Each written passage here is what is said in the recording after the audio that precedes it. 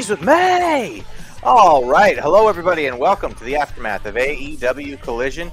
Yes, folks, say it with me. After the collision, we sift through The Wreckage. The Wreckage. Brought to you by channelattitude.com. Please subscribe for $5 a month and the Hameen Media Group. This is The Wreckage.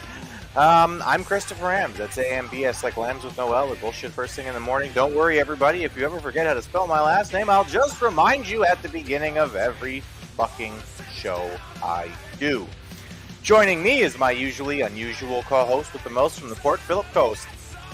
In Finland, if you want to say thanks, you tell someone Kitos. 2 weeks in a row now, I'm rhyming with Posise Philos. Kitos and Philos? Yeah. Well, there you go. I'm good, man. I'm hyped. I'm pumped.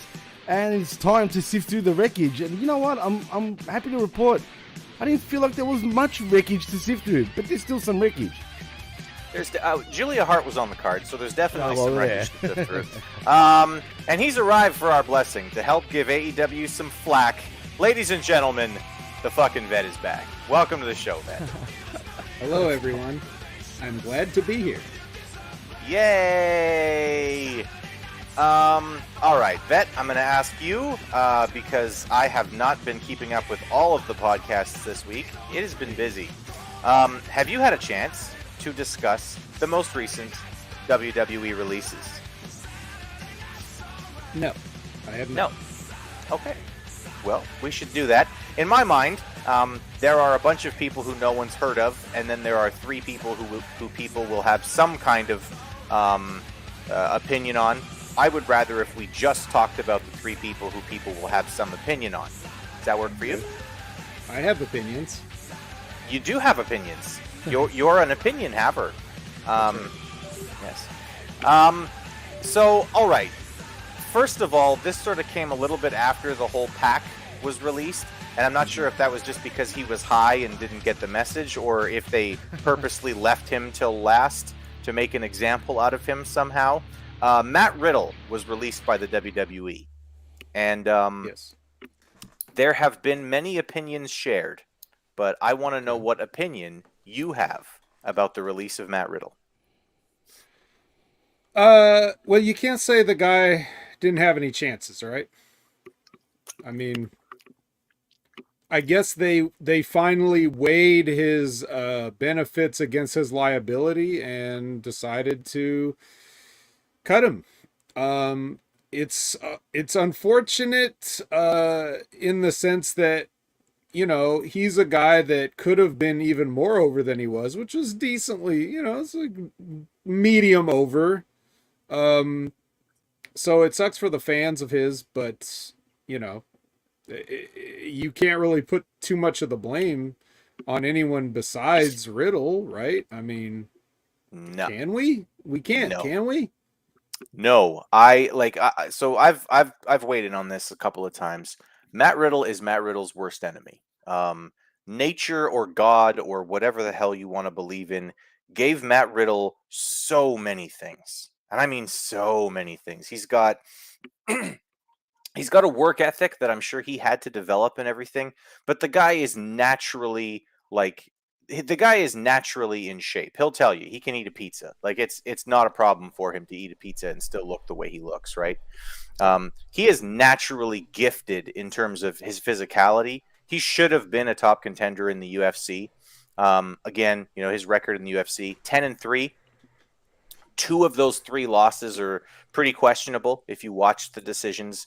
I did. Both times I was going, I don't think Matt Riddle lost this fight. So they were like political. It seemed like more. Yeah. It seemed like more of Dana White went to the judges and said, "Listen, I don't think Matt's going to win this one." 100%. Just so you know, it was definitely political. And then he was released basically because he couldn't stay away from the weed for long enough to pass a fucking drug test. Now listen, you don't have to give up weed entirely to pass a drug test in the UFC. You have to give up weed for all of about 6 weeks. And then if you win the fight that you're scheduled in, you can get upwards of around $50,000 from the UFC. So don't smoke weed for 6 weeks, get $50,000, move up the ranking, that number gets bigger and bigger as you move up the rankings. Like, Matt Riddle is an idiot. Like, he is a very, very stupid person. And like you said, this isn't his first chance. It's not like, oh, he did one thing wrong. He has done multiple things wrong in multiple big league organizations. Bro, what the fuck are you doing? You've had more opportunities than almost anyone I've ever known to become rich and famous, and you just can't do it because you really, really want to smoke weed, man. Like, you love the weed so much that you can't just fucking get your head together for long enough to get rich and famous. That is a certain Stephen A. Smith quote is definitely coming to mind. But yeah. Yeah. So I mean, yeah, and let's face it, people have gotten more chances that have done more egregious things than Matt Riddle, but Yeah. you know, it's his time. So whether it's, you know, new ownership just coming in saying, "Oh, I remember this guy, fuck him," or whatever the case is, like, the bottom line is, besides all the stuff we don't know, here's what I'm relatively sure of. While he definitely can be an asset to the WWE, he is not going, like, their business is not going to be impacted greatly by his loss. Like many of their roster, and I'm not even talking about the people that are released. Like, like, I don't care who you are, the way they have treated their talent and the way they have booked their talent and the way that everything is set up now, it doesn't matter. Like, they could release Seth Rollins tomorrow. It wouldn't matter. It wouldn't really matter. Like, Seth Rollins does not bring enough to the table that just releasing him on its own. I know that's going to be a controversial statement, talking about the PWI 500 #1 wrestler, to say that he doesn't matter. I don't mean that Seth Rollins has no value. What I mean is that WWE has devalued all of their performers to the degree that if Seth Rollins were to get released, nothing would really change. Life would move on. And that's done for a reason. They've done that purposely by doing that way, by devaluing their wrestlers. They're going to have to stop doing that. They're going to have to stop doing that, though, Jimmy, because it's not helping. And, you know, maybe people have some different ideas. But as good as Matt Riddle has been, and as much as it might have been fine to just let him stick around, like, it's just going to be one thing after another. And if they're just tired of covering for him, then that's a good enough reason to release him. You know, personally, besides the drugs and the rehab and everything else, the one thing I don't understand is why he has to impregnate so many people. Like, you do realize that there are other places that you can ejaculate besides inside of a woman's vagina, right? Like, I don't understand why everyone has to bear a child of yours, whether they're an adult film star or whatever. Is that if you want to talk about the dumbest fucking person on the planet, you know, you're just like, oh man, check her out, dude. That's future child support right there, bro. Like, you know, that's going to be his own personal problems in the long run. Yeah, Matt Riddle and Chris and Nick Cannon really going to war with each other on who can be dumber when it comes to impregnating women. Well, at least with Nick Cannon, he does have a song called Gigolo. Yeah, pump the brakes, guys. Pump the fucking brakes. Yeah, pull the handbrake up, man. Yeah. You know Watch some porn, get some ideas for where else you can put that stuff. It's like, I just want to say, when a male has an orgasm, it feels pretty good no matter how you do it. Yeah. So, like, just forego the entire 18 years of bringing a human onto this planet that you have to be responsible for, and just, you know, use the tits or something. I don't know. Just don't. That's my titties are a good place. You know, there's lots of good cum spots. buckets. There's lots of good spots. Yeah. But you know what I love about that statement, though, guys? How, as a matter of fact, the vet looked, man, and we're laughing, and he's dead serious, man. That is golden, bro. Yeah, no, he is dead serious. He's not joking. No, I'm serious. I'm dead serious. Yeah, this is not a joke. This is vet actually. I don't have the soundboard, you know. I don't have the roadcaster like Ray that I hit every single button on there before the show's over. And can I just say, by the way, like that skirmish was absolutely the worst thing I've ever heard in my entire life. Big Ray, just now you guys see what I have to wrangle down to try to get under I have to try to get the show under 2 hours to get 2.5 hours out of Ray Hernandez. Okay, so like that's what I'm dealing with, and you guys are not 2 seconds into the first match in your review of AEW Dynamite before he's talking about NXT and going off into tangents about other things and stuff like that. So shout outs to Big Ray Hernandez, the absolute worst person at staying on track and just keeping a show moving and getting his own shit in and getting his... Let me tell you a quick story. No, don't tell me a quick story. It's never quick. Don't hit every button on your Roadcaster. All those Roadcaster buttons have got to be like worn down. Like they've got to be, there's got to be like millimeters of plastic missing off of each one of them. All right. Sorry. I tangented. I pulled a Big Ray. All right. Sorry. All right. That was good. It's all good. It's all good. All right. So, okay, the second person that I think people actually have an opinion on the release of is Dolph Ziggler, and for me, Dolph has been waiting for a release for a while. He's asked for it, I think, a few times in the past little bit here. Clearly wants to go do something else, whether that's going to AEW or working on his stand-up or whatever it is that he wants to do. He's been asking. I think that they finally give him the release. It is interesting, I think, to see that he has the second most matches of anybody who was on the active roster. The second most matches ever next to Kane with 1,500 and something. So, I mean, he's certainly put in his work for the WWE. You can't say that he didn't do anything. He's a 6-time Intercontinental Champion, 2-time U.S. Champion, 4-time Tag Team Champion, and a former World Heavyweight Champion. Of course, with one of the best cash-ins. I still think the best cash-in of all time for the Money in the Bank. Stop it. It was Edge at Elimination Chamber. But, and I would also like to just really quickly add in there before I forget that about approximately 900 of those matches were against Kofi Kingston on Superstars and Main Event in sometime in the mid-20 teens. So anyway, continue. Accurate. So I think it's been a while coming. I don't think that, like you said, I don't think the WWE is missing anything here. There's just not a lot of value left in Dolph Ziggler as in terms of WWE.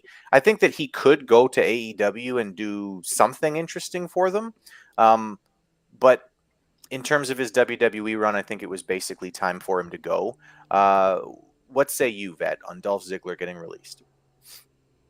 So again, just looking at the what seems to be the plain facts of it, we know that not too long ago, as you were saying, he was talking about like kind of wanting out, and they just signed him for a bunch of money that they really didn't want to pay him because they really didn't want him going for whatever reason. Like, I don't know why the WWE would make such efforts to keep people that they have no interest in using in any significant way, but that's appeared to be a thing that they were doing.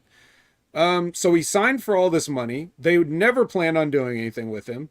And they never really have. They've, definitely fooled around with it over the years, even giving him world championships at times, but, they just never, he was never going to be the guy. And I'll touch on that in a moment, but so they give him all this money. They have no plans for him. It makes all the sense in the world to, during a cost cutting measure, or even just like, it's not that we can't afford it, obviously, but it's more like, well, look, why should we pay for this person that we don't want to use? So that would be a huge number off the books that you can free up right away. And again, no harm done to your product, because he hasn't been on TV since when? Yeah, it's been a while. No one can tell me when he was without Googling it. So, here's the issue with Dolph Ziggler over the years. Now, I've said this a few times. I don't know if I've said it to either one of you or if you've heard me say this, but Dolph Ziggler is a man without a country. because he is too unlikable to be a babyface, and he is too soft in terms of like the way he works his matches to be a heel and garner any real true heat. He sells too hard. Yeah. He just doesn't get what a match is. Like he can do anything in a match. But when it comes to playing a role, like eventually you would think, okay, well, here's a baby face, but he just, something about him, and he seems like a nice guy. I don't remember meeting him. If it was a handshake. I don't know, but I don't really know that much about him. He seems like a nice guy, but his face, just looking at his face, he has a very unlikable face. You just automatically read smug on it every time that you see his face. So he just doesn't have it in him to be like the aw shucks underdog babyface. Like, he's too good. Nah. He's too athletic. You would expect him to be like, you know, very competitive and everything. And we know that he's got a real collegiate background, you know, all that stuff. So there's that aspect of it, but he's just so unlikable, and his face runs don't last for long because the fans just don't really want to get behind him. As a heel, he never turns any of that into anything significant in the ring. Like, he doesn't, you know, his idea of putting heat on somebody is to grab 5 chin locks in a 20-minute match. Like, he's not vicious. He doesn't have another gear. He refuses to do the kind of things that it would take to make people like really get behind another babyface. So like, he thinks the way to get over in the match is to sell for the babyface, like oversell for him, flop around for him and stuff like that. You know, like a Ric Flair kind of thing. Or Shawn Michaels-esque even as well. Yeah. Selling. But without any of that sort of viciousness that Flair and Michaels could display at times, like that extra, you know, just the, he can't really fit into any of those things. And whether it's consciously or it's probably subconsciously, a lot of the fans that's why they're not able to like fully get behind him. Everybody can respect him for everything he's done. His athletic ability is unquestioned. His physique is great. You know, he's got a look, but at the end of the day, you know, who is he? What would you describe Dolph Ziggler as personality wise to somebody if you had to sum him up? Like, you wouldn't really be able to. Cocky heel's the best you could do, and that's just too generic of a term. So, like, that's probably why, if it's true that Vince never saw him as a top guy, that's probably what Vince is seeing, whether he knows specifically that's what he's seeing or if that's just the feeling he gets. So that's why I think Dolph Ziggler's only been able to get so far. Right on. Jimmy, your thoughts on Dolph Ziggler being released? Well, excuse me, I've already spoken about this on 2 other shows previously, but as far as my opinion goes, again, I mean, there was no surprise that he's gone or got released. Like the vet said earlier, he pretty much asked for his release about 3 years ago, and for whatever reason, WWE didn't want him to go, and they signed him up for, I think, $500K a year, I think it was, his contract, or something like that. And even by that point, he wasn't really on TV that much. But you know, look, it's no surprise. It's no secret that he wants to do shit with his brother. And I bet we're going to have new tag team champions coming in the future when it comes to the Nemeth brothers. You know what I'm saying? So Nick and, what's the other one's name? Ryan Nemeth. Nick and Ryan Nemeth, your future AEW World Tag Team Champions, man. But yeah, look. Which I'm sure we'll review here every week. I'm sure we will. Hey, I'm telling you, it's going to happen. Months, you mark my words. I'm telling you now. That's when we're going to see Ryan Nemeth on TV all of a sudden, all the time. And mind you, I find him funny. He's a funny guy. As far as his wrestling goes, we don't see enough of him. But yeah, we'll see. It's not going to do anything for AEW, though. They're going to make it out to be the biggest debut in professional wrestling history, man. So, you know, it's not going to make a difference. They still won't get 1 million people. All right. I want to push back a little bit on Vet your opinion about Dolph Ziggler, and not a lot, because I think that you're about, I don't know, 98% right. But I think that 2%. What's that, Chris? That's the fucking dryer in this house for some reason. You sure? Jesus Christ. Yeah. It sounds like a certain something Those are else. hot and fresh. Sorry, everybody. But I do want to push back a little bit on the Dolph Oh, Ziggler no. thing because I do think that Dolph Ziggler could have been a pretty big babyface at least a few different points in his career, and I don't think they allowed him to be. And I Oh, do that's think that true. that comes down to booking. I Mhm. think that there's two moments that really stand out to me that could have been like way bigger moments for Dolph Ziggler as a face. Um, one, the one that sticks out to me, the one that I have this like seared into my memory because of how badly booked this moment was. But the Survivor Series when Sting first debuted, it was Team Cena versus Team Authority, right? And if the Authority won, they got to keep the Authority, and if the Team Cena won, they didn't get to be the Authority anymore, right? So everybody from Team Cena is eliminated early, and I'm gonna go unplug that fucking thing in about 3 seconds here. Clothes are done again. That was quick. Fuck, man. So anyway, so it's Team Cena versus Team Authority, right? Everybody from Team Cena gets eliminated, and it's Dolph Ziggler against the entire team, right? So Kane's on the team, Seth Rollins on the team. It's a big, it's a big group of heels on the other side, right? And Dolph Ziggler, he sells his ass off. The match comes off great. He looks fantastic. He stays alive, stays alive, stays alive. You know, at a couple of points there, it's just him and Seth Rollins at the end, right? And it just looks like, how's he going to beat Seth Rollins? Seth Rollins is world champion, and he's all these things, and Dolph is just this underdog character, etc. And Dolph basically stays in the match. He eventually gets help from Sting for the win after just again selling his ass off. The next night on Raw, so they win, right? Team Cena wins and the Authority's out, and it's a big moment and everybody's very happy, etc., right? The next night on Raw, Triple H comes out, of course, to begin Raw, and he's cutting the promo about how last night one superstar stood in the way of the Authority, right?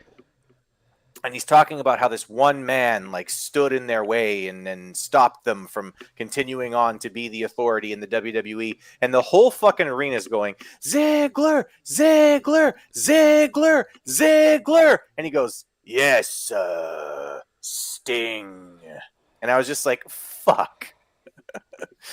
You got a whole fucking arena here telling you what they want to hear. You've got a whole arena here. They're telling you exactly what direction they want you to go. Who the guy who they saw as the conquering babyface from last night. And no, we're going to go with Sting.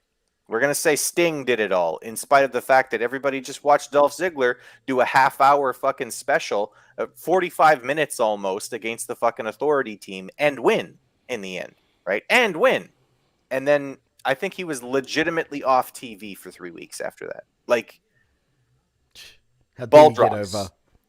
Yeah, which everything about that you just said makes no sense. Like when you really look at it.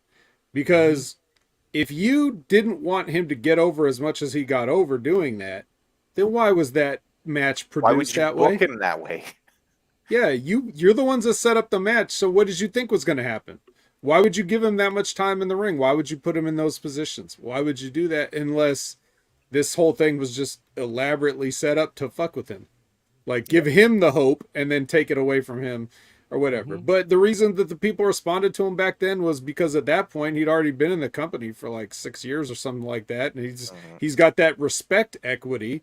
But that does not necessarily translate to real fan support. It's just No. like, that it's not that love and adoration that they Right. And my argument is just, if they would have booked him after that, right? If they would have booked him after that as the guy who stayed in the match and was the conquering babyface for the team and everything, if they would have booked him that way, even just for the next 2 months, I think you would have had a upper mid card babyface for life. That guy could have been, he could have been a multiple time transitional champion. He could have done a lot more things in your company had you booked him right after that. The other time that I saw that they really dropped the ball was actually in his feud with The Miz when he won that career versus title match, because everything leading up to that, the people were behind him. And I mean, like, I didn't think anyone was ever going to get behind Dolph Ziggler anymore after that, because at that point he had been in the company for 10 fucking years, right? And we had seen, 9.5 years of disappointment, and maybe a half a year where like there was really good stuff in the whole 10-year period, right? Um, and in that feud, he's fired up, and he really is fired up, and you can tell he's fired up, giving his promos about how it should have been me, that kind of thing, right?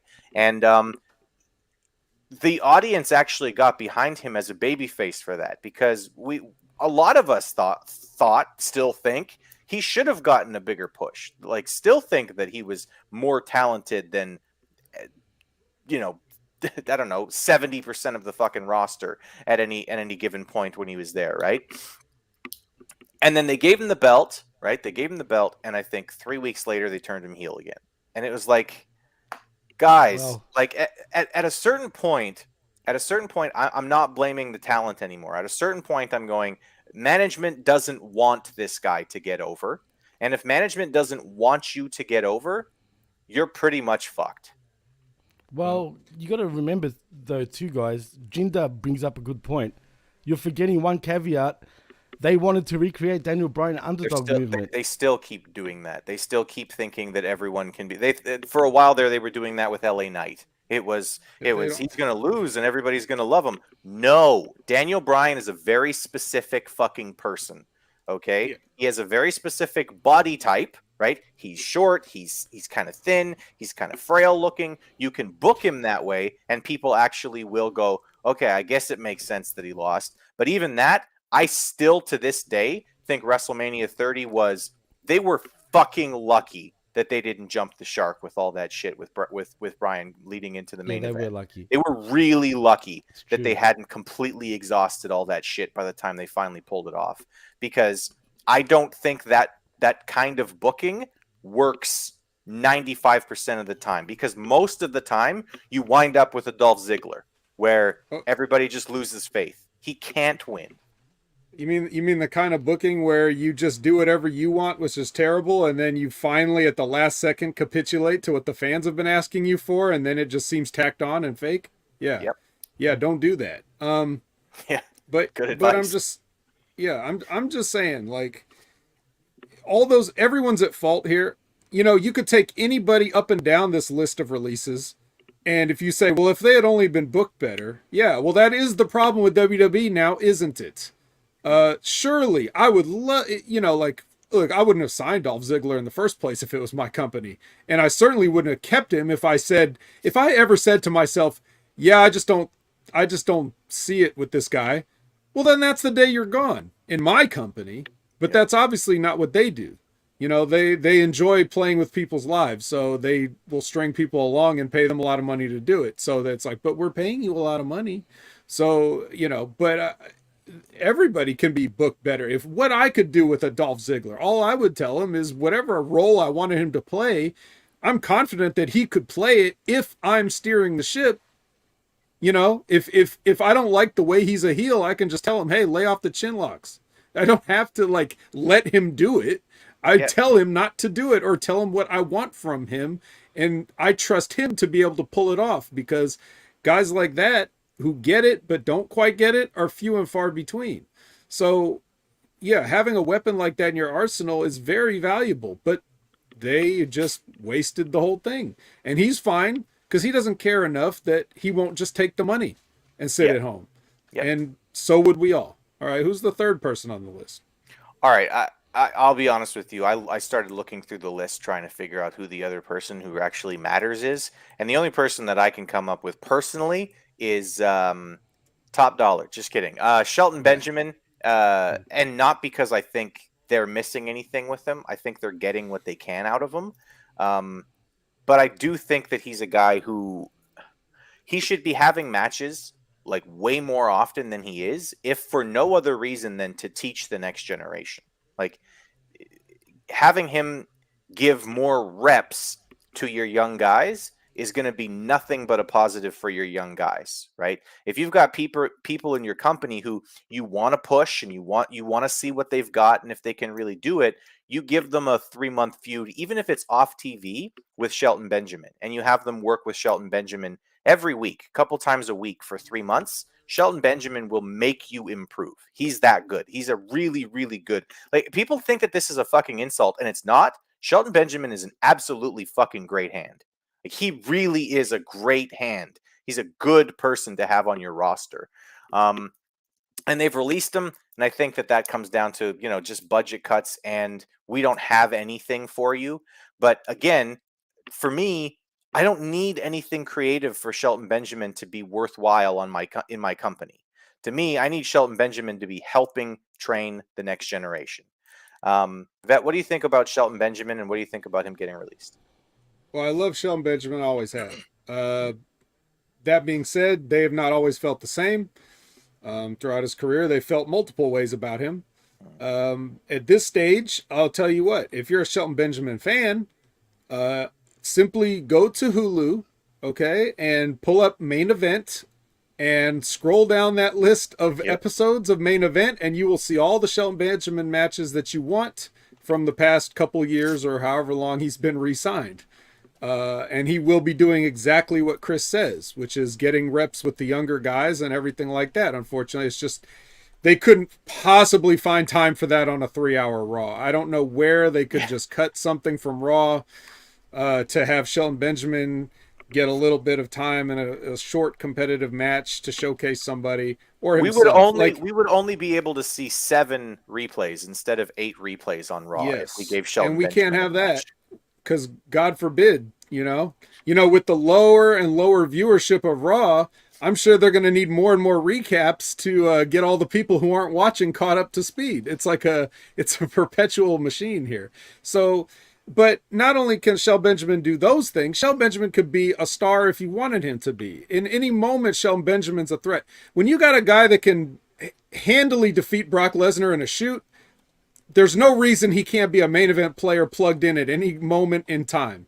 Okay, so, and you can count in that locker room very few people who you could say that about, the Brock Lesnar thing. Yeah. So definitely it's an insult to even look at him as like, well, he's a good hand and he'll help get somebody over. I kind of think he should be able to get over pretty well. So again, another guy that's like, if you had this weapon in your arsenal, the damage you could do, but because you're uncreative or lazy or have personal baggage with Shelton or whatever the case may be, we did not get the best value that we could have. I'll throw a couple names out, unless Jimmy wants to add anything, or if you thought of another name from the list. Well, I do want to talk about. Jimmy, are you done? Sorry, Jimmy, are you done fighting with D now? Can we get back to this? Huh? I'm not fighting with D. Yeah, but anyway, no. You're muting yourself. No. I was just talking. It doesn't matter. It was nothing. But anyway, all I wanted to say about Shelton Benjamin was, look, man, I love Shelton too. I've always loved Shelton, but really at the end of the day, just like Dolph Ziggler in many ways, I think the company looks at them as great utility players, you know what I mean? And that's all they were, really, especially Shelton more so than Dolph. They were just great utility players, and it's a shame because I think the company really looks at Shelton very highly. I truly do think that. I mean, he's had a contract with WWE on and off for over 20 years, you know what I mean? I think he's had his run. I don't think it's a big deal, not only to him, but just to everyone else in general, that he's been released. I think he's had a great long run, and he's cool with it. I can see him back in AEW or New Japan even. He was great in New Japan a few years back. Right. So, yeah. Chris, why not? Fun fact, Chris, Shelton Benjamin, Suzuki-gun alumnus. Yeah.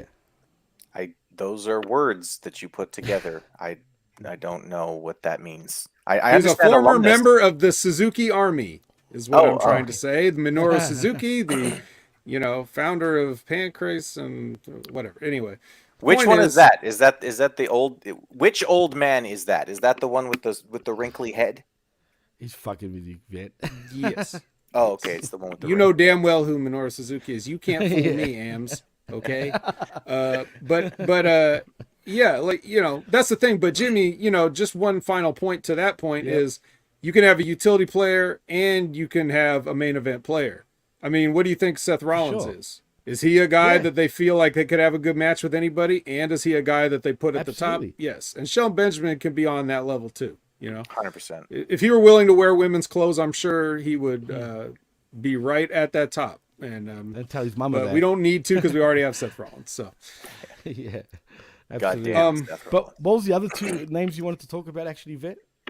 Oh, well, for me, like if I was looking at this list, I would say the people that I would have kept in terms of what I could get out of them, besides like Shelton's good, you know what I mean? Like I would keep him too. But like if I could only keep two, I would have picked Elias, because they didn't even get a fraction of what they could have got, and they got quite a lot, and he was over to a degree.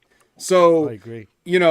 The people always engaged with anything he was involved in. It was never like Elias coming out in crickets. Like everybody was always wanted to see what he was going to do. And as another certain person that should probably get their job back would say, you can't teach that. So I would definitely have kept Elias, but I assume that was 100% personal because, if you go back to the NXT, the Drifter, all that stuff, That like was great, this man. man has been a character job guy from the beginning. I think Elias has won maybe 5 matches in his career on television, if that. He got beat into paste in NXT and it was hilarious. And he lost a loser leaves NXT match and came back as El Vagabundo, which was one of the funniest things that they ever had on that program. But so that guy, and this one would probably surprise a lot of people. I've got a But feeling. I would have kept Mansoor. Even of those two guys, like if I could only pick between Mace and Mansoor, I would have picked Mansoor. Mansoor is fucking good. He was good. He was good in the ring. He was good on the mic. He's another one of those guys I look at. I was like, oh, I could get quite a bit out of him. Even if you take out of the equation the fact that he would be like checking some diversity affirmative action box, doesn't matter. He just happened to be Saudi Arabian, but just seeing what he did that no one else ever saw, the matches that he had when he was in 205 Live or Main Event or any of these shows that nobody cared about, he showed me a lot, and I definitely saw that I could get a lot out of him. Especially he would be perfect in the role that Dolph Ziggler could never quite nail down, of that baby face that's very athletic and is just slightly outmatched at all times. So I definitely would have kept, but I would have kept Mace too. I mean, look at that guy. Look how he looks. Right. Look at the height. He talked well enough that they put him on commentary. I mean, Well, I don't know how you miss tell you that what. guy unless it's just personal shit. A lot of these guys had stuff to give, and I can only imagine certain guys in the office were like, fuck him. Yeah, can I say something about Mansoor quickly before you continue, Chris? Go ahead. Yeah. I don't know if you guys read up about Mansoor, but did you know he wasn't allowed to lose on NXT? That was definitely something I was going to bring up. You can't. Oh, cool. You can't do that in the modern era unless the guy looks like Goldberg, I guess, if you want to get a run out of him, if you want to get a Goldberg run out of somebody. But Well, that was thanks to the Saudi Arabian government, though. I obviously. know Right. you can't make a deal like that if you're the I know, that's WWE. true. What are they thinking? I understand. No, never mind. I know what they're thinking. They're thinking money. But fuck, man, you're was gonna surprised to hear that. handcuff yourself like that. The guy can't lose on TV because he's Saudi Arabian. Fuck. Can you imagine what would happen? They didn't adhere to that because I'm quite sure he lost. And besides that, there's ways around that. I mean, if you only have him beat the people that you don't care if he beats, then it doesn't matter if he doesn't lose. Yeah. I mean, what's the point? But like the whole idea of doing something like that, if you're trying to appease an entire country's government, then you should have fucking used him better. Yeah. So that theory doesn't hold water, really. Yeah, Well, you that's- make that's him out of you make his him mouth. the He Middle said Eastern that. champion, and Yeah. you bring in a new belt for him. Hey, Well, AEW they does it all the did. time, right? There's the Saudi belt though, which Braun Strowman is still champion apparently. Right. So you Yeah. have Mansoor pin Braun Strowman in a 4-minute squash, and then you just have Mansoor be your Saudi Arabian champion moving forward, and he can defend against all of the other Saudi Arabian talent that you have on your roster. But anyway, yeah, that's basically the releases, and Can I good luck to mention one more everybody who name? was. Yeah, go ahead. Sorry, guys. And really, I don't give a fuck about him. But do you guys see Top Dollar going to AEW to be with Swerve? Anybody? For some reason, Don't I care. can see that. I don't know why. I don't care either, but I can just see that happening. Hit Row is going to be down to shit row in AEW. The man's a joke. Yeah. Well, literally. Period. Yeah. Any other questions? Yeah. All right. No, So that's it. good luck. That's all I want to know. Good luck to everybody who was released. You know, everybody's feeling very sorry for people who were released. Listen, people get cut from football teams all the time. Oh. This happens. What If about you were released, Mustafa? no, we're not talking about Mustafa Ali Oh. or any of the other people because we're done talking about releases now. We have to get into this show in order to keep this under 2 hours because I am a professional and I do not do these fucking podcasts for 2.5 hours. If you Like someone in particular. Yeah, well, you know, if you want to see a good example of this, just watch my sign off of this last week's Smack Attack, where in the middle of a sentence I clicked X because I just He couldn't. saw that coming. I didn't, but he did. I was wondering though at that point. I'm like, I'm surprised Chris is still here. And then I said, boom. and you know what else, guys? Click. That was it. I fucking gone. It was 2 hours and That's 15 hilarious. minutes. I was done. Anyway, good luck to everybody who was released. If you're going to stay in wrestling, I hope that you guys get jobs, get good. You know, and hey, listen, there's always an opportunity for you to come back if you get really good, get really big, make yourself, you know, get yourself in better shape, get yourself, you know, a bigger following, et cetera, et cetera, et cetera. You know, go away, do the Drew McIntyre thing. Make yourself into a bigger deal, and you can get back into the WWE if that's what you want. And if it's not, if you want to do something else, good luck with whatever it is you guys are doing. Honestly, I wish nothing but the best for everybody. I have no bad feelings for anybody who was released, except for Matt Riddle, who is a waste of space because Matt Riddle's a fucking idiot. But a waste of talent too, though, Chris. To be fair. What an idiot! I just it upsets me that, you know, Matt screwed Matt. We'll put it that way, and he actually did screw Matt. Anyway, so let's get to Collision. Quick promos from everybody to start the night, as per usual. I didn't think this dragged like it did last week. Last week, everything seemed like it took too long. The last two promos, I was kind of rolling my eyes at, going, "We don't need all these fucking people to say something."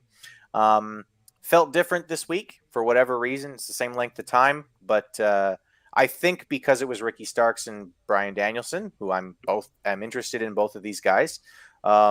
It just felt a little bit better than last week. It didn't drag, so good for them. Opening the night is a 3-way match for the TNT Championship. Darby Allin, Christian, and Luchasaurus. Christian wearing the title is an extra layer of funny because we know he's not the champion. He holds up the championship before he gives it to the referee, which is funny. Again, because we know he's not the champion. Announcers talk about Christian being a great father. He makes his kids carry his luggage, which is funny. It's good stuff. Match begins, and Christian chooses to just stand on the outside. He's like, "Nah, you can handle it, big dinosaur man." And Darby throws powder in the face of the dinosaur. So, yeah. That's what baby faces do. That's exactly what baby faces do, Jimmy. They cheat in one-on-one situations. This is a 2-on-1 situation. But okay, Well, here's the thing: but- if Christian would have been standing in the ring and Darby would have thrown the powder in Luchasaurus' face, I would have said, "Okay, that's a clever thing for a babyface to do." But that's not what happened. Christian powdered out. He was standing on the outside, and then Darby threw the powder. And it was like, maybe it's just a small difference for me, but that small difference is like the difference between something a babyface should do and something a babyface shouldn't do. Darby Allin's a character, babyface. He doesn't have to adhere to babyface white meat rules. Also, what is the exact footage radius that a heel is allowed to be in your vicinity before you can pull out the powder that you already brought with you? Yeah, I mean, hey, yeah. It's a good point. The story of the match here is really that Luchasaurus doesn't need to be involved in the finish. They play that up quite a bit on announcing. So I mean, they're playing at a title change, and again, like whether it's Darby pinning Christian or Christian pinning Darby, that's kind of what they're setting up for here. Either Christian can be the reason that Luchasaurus loses, or that kind of thing. They're basically setting that up on announcing. Bit of a red herring, as we will find out at the finish of this match, but it was well done by the guys. It definitely told the story. The heels are in control pretty quick, but they're not really going for pinfalls early, which, I mean, I always think that's a bad idea unless the point of the match is like it's the culmination of the feud and the heel has explicitly stated, like, I just want to hurt you. I want to get you in the ring and beat the fuck out of you and just mangle you. And, unless they've explicitly stated that, I always like heels to be trying to win, because it's like, what's the point? You don't want to be in the ring any longer than you need to be. You want to get the pin and get the fuck out, right? Again, it's just a personal thing, I guess. Darby lays out Dinosaur, but Christian steals the win to become the new TNT champion, is basically how this ends. So, the story of the match, it was a good example of like a red herring, where the announcers are basically trying to make it look like, oh, Luchasaurus might not even be involved in the finish, and then the finish is actually Christian pinning Luchasaurus for the belt. What a slime. Yeah, just the biggest slime ball in the world. And I love Christian for just being a absolutely disgusting, awful human being, because, hey, heels are supposed to be booed, and it is easy to heel, and it is easy to boo Christian as much as I personally. Everyone cheered him though, for crying out loud. The second he won, everyone was like, yeah, which is cool. He deserves his flowers, but again, he's supposed to be booed, he's supposed to be a heel, but technically I guess that's not totally his fault. But I will say one thing. There was an annoying spot for me in this match where, do you guys remember the spot with the chair where he steps on Darby's back while Darby's sitting on the chair, and Christian steps on his back and pulls the rope sort of up to like get his neck on the chair, I guess. But he's sitting like this. So how the fuck are you going to do any damage to his neck when he's sitting over the chair like that? Yeah, to me, that just made no sense, and it looks stupid to me. But yeah, I just wanted to point that out. There are some things that happen on this show, and in general in AEW, more than WWE, certainly much more than WWE. There are things that happen in this show and in AEW shows in general that I want to ask you about, because it's a specific thing that I've noticed and that I've thought before as I've watched AEW. There are times when people do things that would be fine for a live crowd, but are absolutely buried because there's a fucking camera there. Right. And it seems like that's one thing that they're not really doing in AEW, is really harping on people to remember that there is a camera in the arena, because there's lots of times where I feel like guys will pull a spot that they've pulled a spot in live shows before. Right. Because to the live crowd, it's harder to see or whatever. That's an example, right? Darby having his hand here when the rope is supposed to be on his neck or whatever. Right. And if you're in a live crowd, if you're 20 seats back, you don't really see that. Right. Not if it's a quick moment, but the camera's right there and they can see it. So it comes across as like a really lame moment for a TV audience. Okay. Am I just like, is that just me, having a nitpick, or is that something that you've noticed too with AEW, that they seem to be, some of the people there seem to be more live show wrestlers and they're not really getting the TV aspect? What you're saying is indie wrestlers aren't used to being shot on camera, is what you're trying to say, in a nicer, more diplomatic way? Yes. All right, well, that is true. However, in this specific instance, you could easily explain this away, or even justify it in your own mind if you just say, well, if someone's trying to choke me, I'm not going to try to let them, so I'm trying to block it. So it may be like the hand is mitigating some of the choking. Maybe it's pushing my hand into it anyway, so I'm still getting choked. Like, whatever it is you would be trying to protect yourself at all times, as a referee should instruct you to do. So in that sense, it's not that bad. Not in this case, I don't think. But in general, when you go to see, uh, when you go to see live wrestling sometimes and you're close enough to the ring, you'll be very disappointed at people that you thought were good, that you couldn't see through their stuff, and the people that you already think are bad are going to be terrible. Worse. I can't think of anybody I've ever seen worse live than Chuck Taylor, for example. Like, if you think his shit looks bad on TV, trust me, they're covering for him. So, you know, in that sense, yeah. So I wouldn't necessarily say that's too bad of a thing here, but I can definitely see how it could apply to other things, where you probably shouldn't, or at the same time, maybe don't always.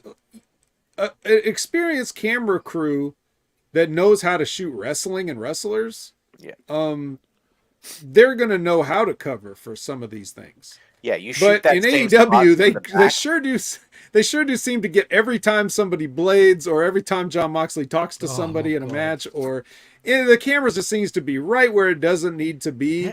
How do they do that, man? I don't understand how that always happens, Vic. I don't know. When it happens in the WWE, sometimes I think it's like a rib. They cut away though quickly. Yeah, well, I maybe, think it's a rib. I think it'll be like, hey, get this guy, fuck him. You know what I mean? Like, he's about to do this thing.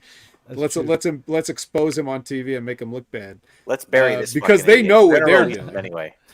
100% they know what they're doing, because when you see a glimpse of something like that happening on WWE television, the camera just quickly cuts away.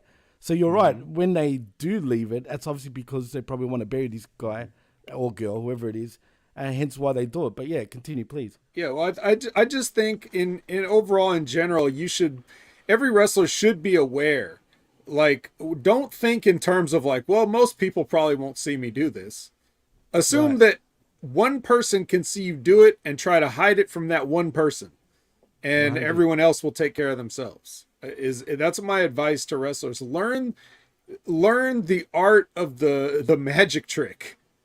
You know, don't do your magic show where everybody can see the bunny ears coming out of the top hat before you do it. Don't let them see the little multicolored handkerchief peeking out of your sleeve.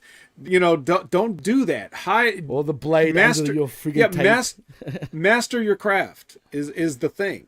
So right, it's true. Know, that's the best. Well, Liz wanted to ask a question, Chris. So if you can read it, go for it. Yeah. So can I ask why a pillar?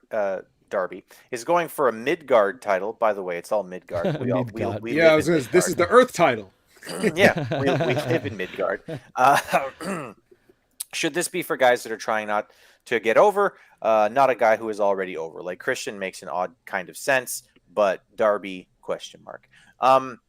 Christian actually answered this at the last scrum, where he basically said, this title is going to become more important because I'm holding it. We might even wind up calling it the TNT World Championship by the time I'm done with my run with it. If you want to take out the TNT, they're trying to elevate the championship here by making it, an upper mid card title, and I don't think that that's bad, considering that they have an international championship that can be your more traditional mid card title. For me, there was always a very big difference between WCW's US Championship and the Intercontinental title in the WWF. The WWF Intercontinental Championship always felt like a mid-card title to me, and the US title always felt like it was just a rung below. Yeah, and I mean the WCW, and it was. I wouldn't say they were if you were exactly US champion consistent. back in the day, They weren't exactly consistent with that, though. That's what I was going to say. Yeah, once the 90s came along, that's the whole different story. But yeah, you're right. Continue. But I always felt like the WCW was more of an upper mid-card championship, and the Intercontinental Championship was always very firmly in the center of the card. They're trying to elevate the TNT Championship by having it at that upper mid-card level. I'm not sure they're going to be able to do it because everybody has a fucking belt. Everybody has 4 belts. Eddie Kingston now has 2 overweight championships or whatever they're called. Overweight. And, it's an embarrassment of riches when it comes to the titles, but I do think that that's the logic there. They want to elevate one title over the, they don't want to have the international championship and the TNT championship playing exactly the same role.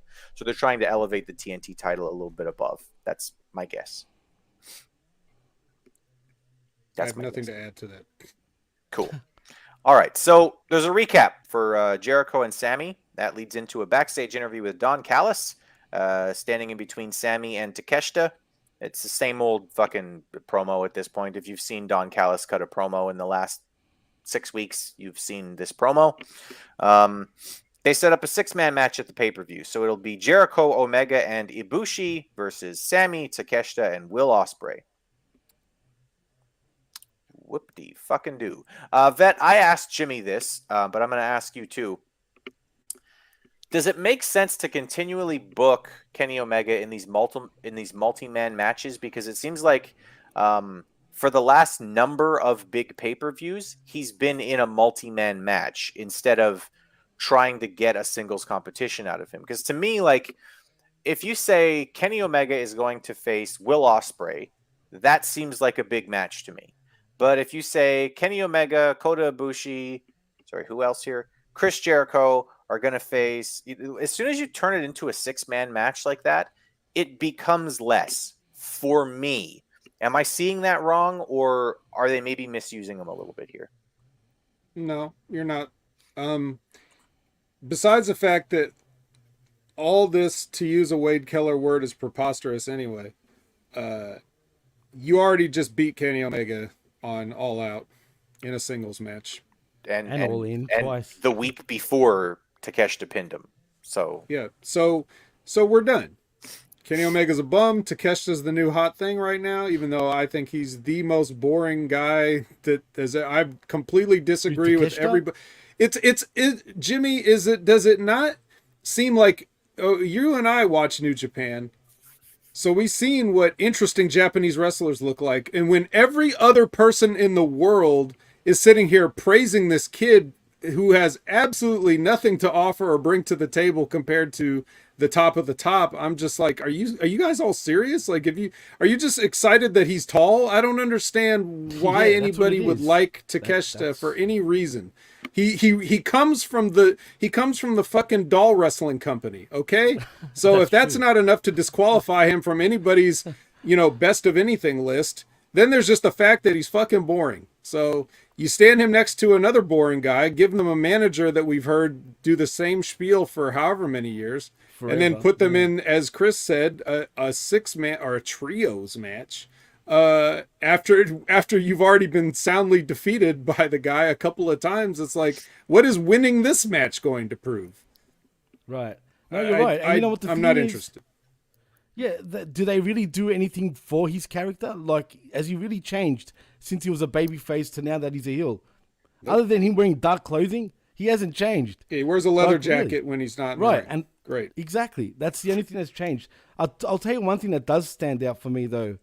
Vet, and it's not his height or his size, it's that damn spot on his nose, man. Yeah. Well, have you guys noticed that? Once Jeff friggin' pointed that out to me, I haven't paid close enough. I never noticed it. Yes. Jeff pointed it out to me, and then once he pointed it out to me, I'm like, fuck you, Jeff. I can't stop seeing it now. So all I see is mole now. Like I've said a couple of times that Takeshita is very clearly a situation where Tony Khan really wishes he could get Okada in this company. Like he really, really wants Okada in this company, and he can't because Okada is not coming to this fucking company full time. So he's just like, we'll make our own goddamn Okada, and that's what they're trying to do with Takeshita. And you can't just put one thing in the fucking mold and think you're gonna come out with Okada. Okada is. And again, like I never give flowers to Japanese wrestlers. Okada's the best wrestler in the world. He is the best wrestler in the world. Takeshita is not even a good facsimile of Okada. He's just a shitty tall Japanese wrestler. That's all he is. Maybe they should change his first name to Kazuchika Takeshita. Yeah, fuck, man. It wouldn't shock me. It would not have shocked me if they did that. Because this company so clearly wants him to be Okada, and he just is not. That's look. And I'll say that. this, right? He's got good size. He's got a good look, but he still needs to learn a lot when it comes to the world of professional wrestling, and I mean a lot. Yeah. Yep. All right. So we go backstage again. Christian is celebrating with the TNT Championship. He dedicates this win tonight to Buddy Wayne and his wife. That was brilliant. Fuck.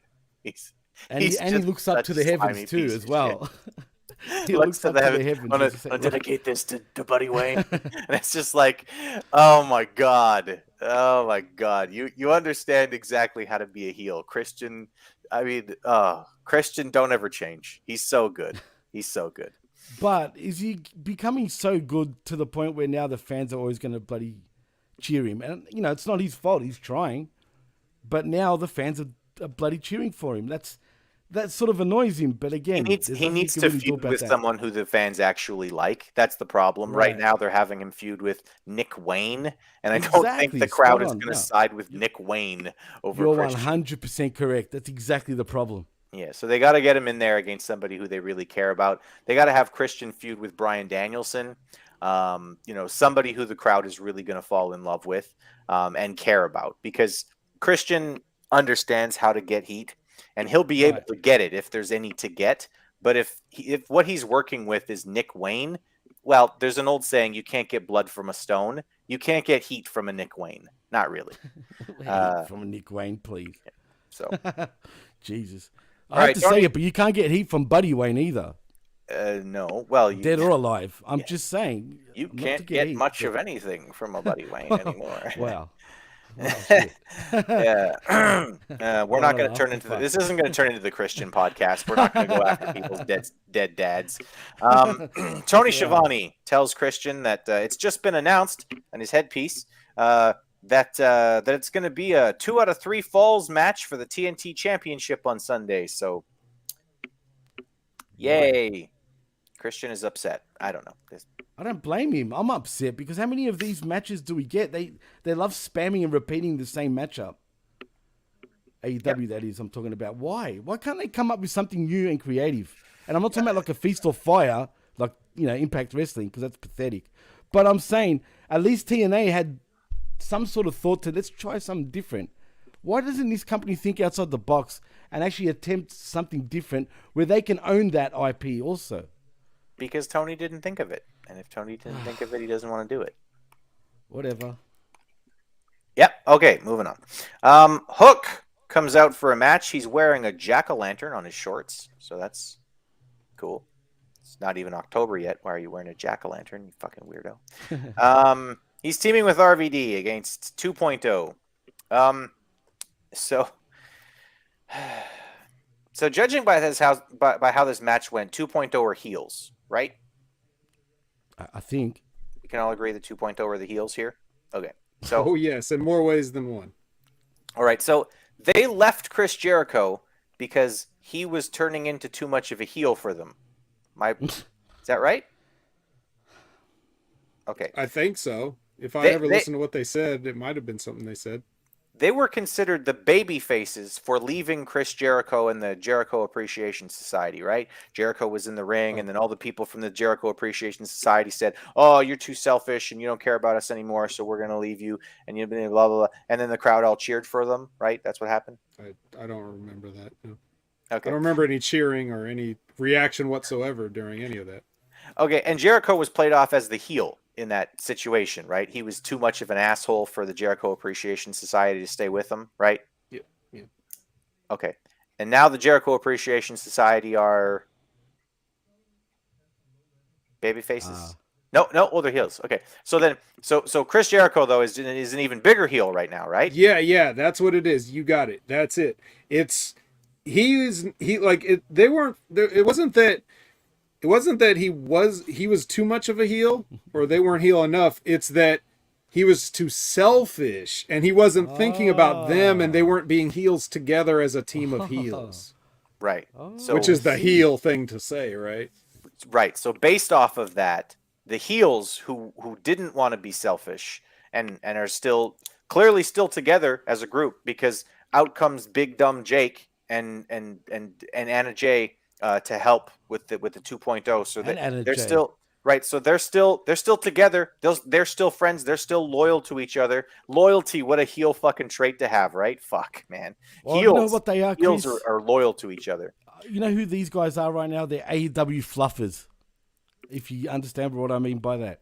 Yeah, no, I do understand. It's a Pro Wrestling porno Tees, thank me later. We're going to come out with I am an AEW fluffer soon. It's a porno term for people who get other people ready for the porno. Yeah, but fuck, man. Like, and not only are 2.0 the heels, and not only is Sammy a heel and Jake a heel and Anna Jay's a heel, so everybody who turned face on Chris Jericho is a heel 2 weeks later. Not only that, that's not all that happened. Also, Chris Jericho, who is too big of a heel to be a part of his heel stable, is now going into the fucking pay-per-view heel or babyface team. He's wrestling with Kenny Omega and Ibushi against the Don Callis family. Forget what. Where's the? Fuck this company. The neuralizer. We don't have time for these tired old tropes, Chris. How many times do we have to say it? It's tired, bro.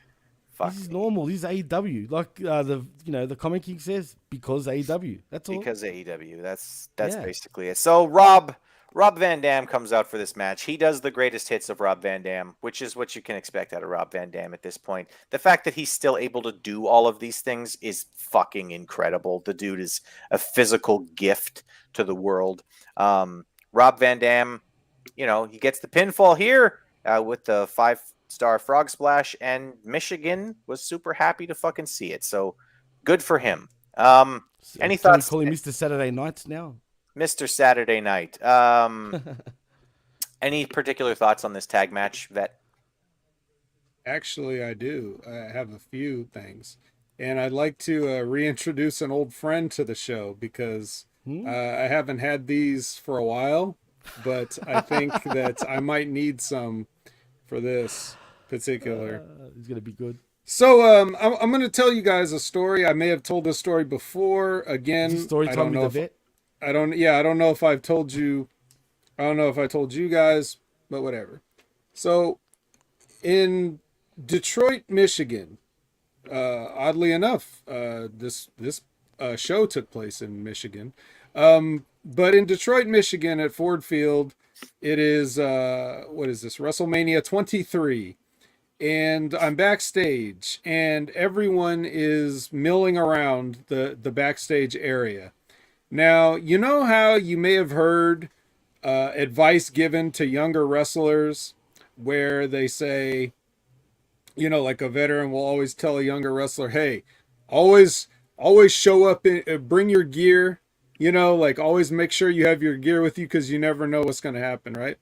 And some people even take it a step further and say, when you show up to these, if you ever get booked as an extra or whatever on these Raw or SmackDowns or something, just change into your workout gear and try to get in there and try to get some ring time. Try to impress the agents or the other things, right? Okay. So we all get there.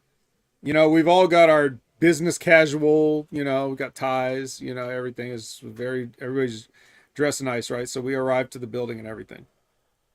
Now we're coming from, whether it's the people from Deep South, that may have got invited to this, whether it's people from OVW that may have gotten invited to this, we're showing up. But there's also people from maybe some local promotion that get invited to this. So I see this guy walking around. Actually, it's a couple of guys, but this one guy I remember in particular, like he's walking around. Now, this is WrestleMania.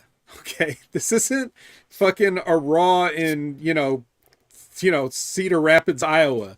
This is WrestleMania. This guy is walking around in like a wife beater and like some gym shorts and his boots on. And it's like he's going to get in the ring. I'm like, dude, I'm sure that if someone isn't able to make the card tonight, that they've got at least 65 other people that they're going to get to before they need you to fill in for somebody, you idiot. Like if there's the one time you don't follow a veteran's advice, they weren't talking about WrestleMania when they told you to show up and put your gear on and get ready for anything, okay? This clueless indie fuck that no one has ever seen again decided he should get in his workout clothes and walk around Ford Field backstage with everybody looking at him like, look at this fucking mark, right? Including me. But certainly people like Ric Flair, Shawn Michaels, whoever's John Cena, whoever's going to be there, right? Steve Austin, all these people that are Undertaker. Yeah, just, oh yeah, this kid's showing some initiative. Hey, Ace, why don't you give him a job, right? Whenever I see 2.0, I think of that guy.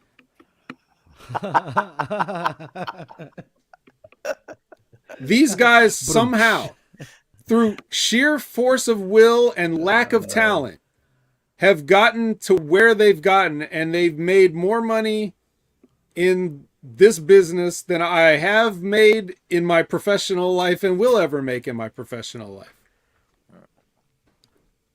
And in this match, these guys, and this is not the first time they've done this, these guys fucking kicked the shit out of Hook for like 10 minutes until it was time to tag Rob Van Dam in, and then they do the job.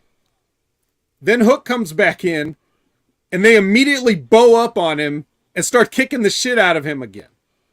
Now, I'm all for, Hook taking the heat so that RVD can get the hometown, hey, I'll just play the greatest hits, get a little shine, get a little comeback, get the pop, get the win, and everything like that, and Hook can be that. There's nothing in these guys' resume or Hook's win-loss record, including against these guys individually and as a team, and probably, if I think hard enough, in a handicap match, he beat them both. But for some reason, they're going to just bow up and kick the shit out of Hook, the guy that throws Big Bill around. Yep. That shows you how clueless these motherfuckers are. That shows you how embarrassing and fake this business can seem to somebody who's not following along. And what's Hook going to do? He's just going to listen to the guys that have more experience than him, and he's not going to put up too much of a fight. I guess his dad wasn't there, because if he was, I think that those two would get an earful when they came back. Good guess. There was a spot where God damn it, what was it?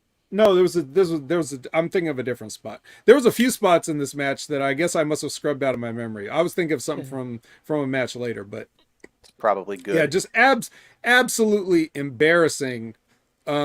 These guys should not have had a match that goes through a break. It should have been both of them just bumping for both these guys, and that's it. Yeah, the Action Bronson match that happened. Yes, yep, that was one time. But yeah, dude, no, these guys are comedy filler at best, best, and they're not very funny. And I'm pretty sure they're Canadian, so I apologize. They are. I'm sorry. I am sorry. Okay. Yeah. They're French Canadian. We don't French, really exactly. we don't really claim them in the rest of the country. So, But their nipples are hard, guys. Yeah. Yeah. There was a thing where during the commercial break. Now the feed I watch stays with the commercial. It stays with the action throughout the commercial break with the commentators and everything. Best feed. Yeah. Same thing. Yeah. So then you heard the people in the audience chanting, "How's your nipples?" Right? Which, like these guys are so lucky that anybody even knows their shit, their gimmick. Fuck. But, yeah, I was just embarrassed. This is not how you do this match. It's the simplest match in the world to have. It's the easiest match to go out there and just let a couple of guys shine, and you take some bumps and you get over in your selling and your bumps. Yep. Yeah. Sure. You don't just cut off, Hook and just have him sell when he's been sold as like some sort of a unstoppable monster prodigy. Yeah, very disappointed in that. I'm gonna need a bite of this. Go ahead, guys. Continue. Go for it. You eat your muffin.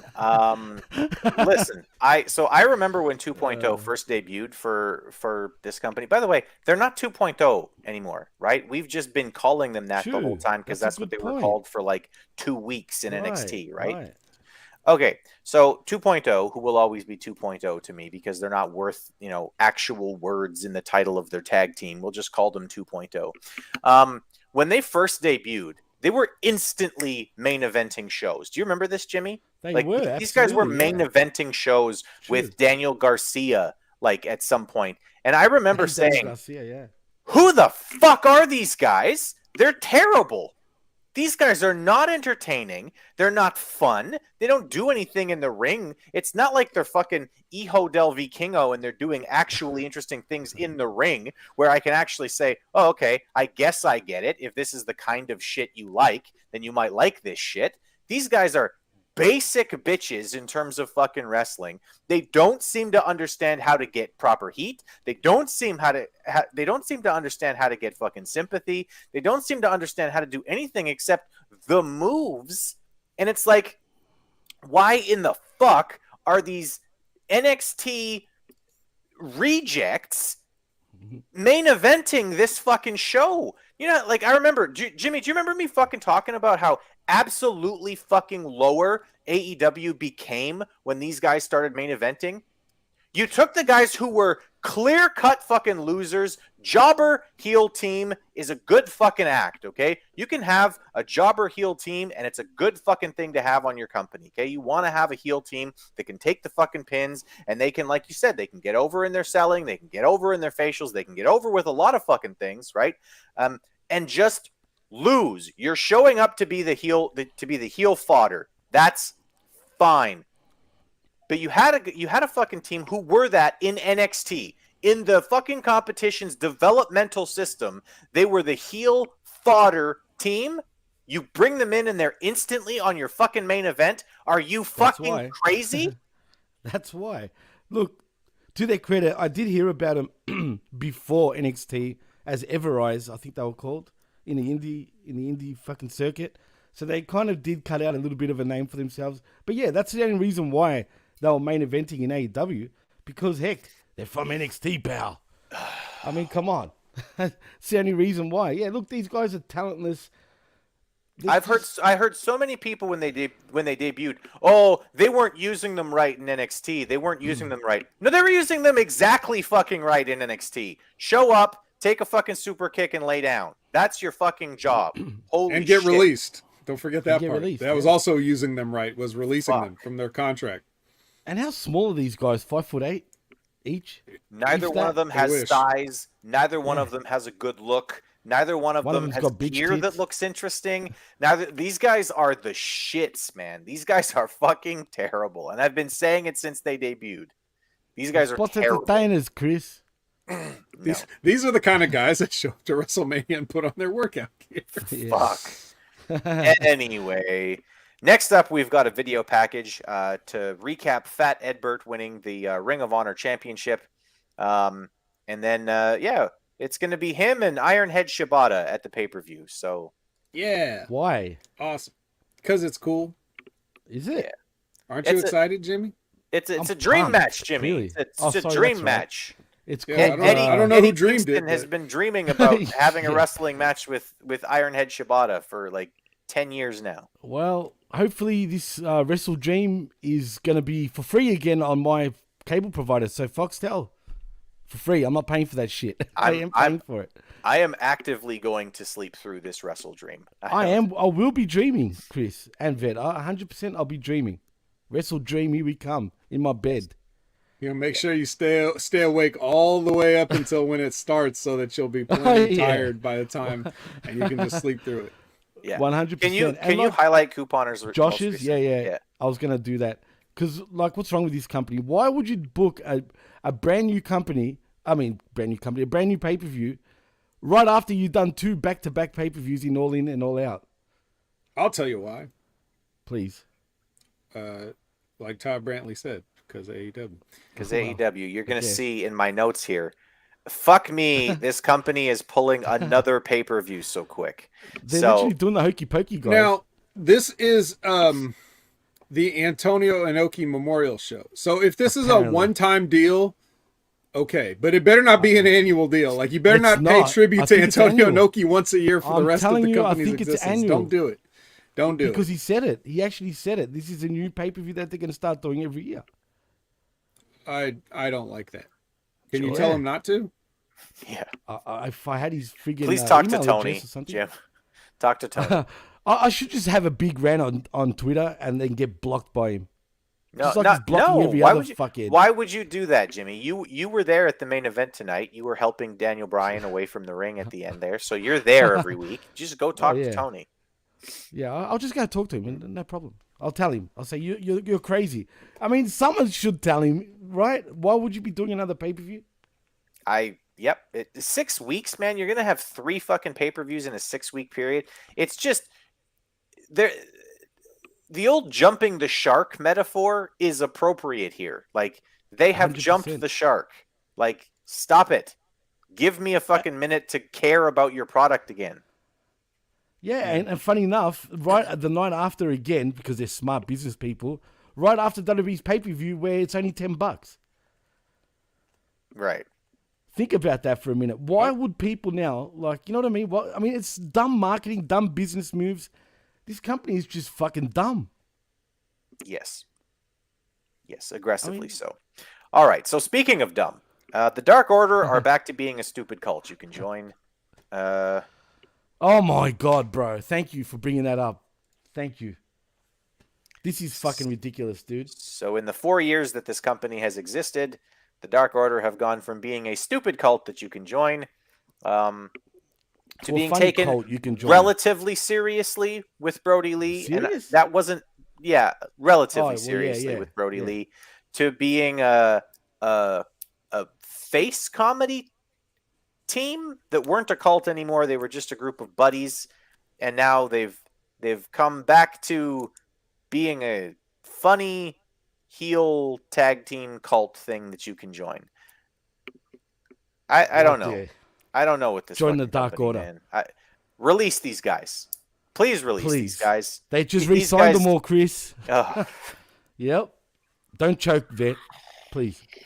All right. Don't choke. Because they really did. They re-signed all 3 of these gooses to, I think, long-term contracts. Also, why are there so many fucking cults in this company? I get that every wrestling company needs a wrestling cult. I get it. It's a thing. It's just a thing at this point.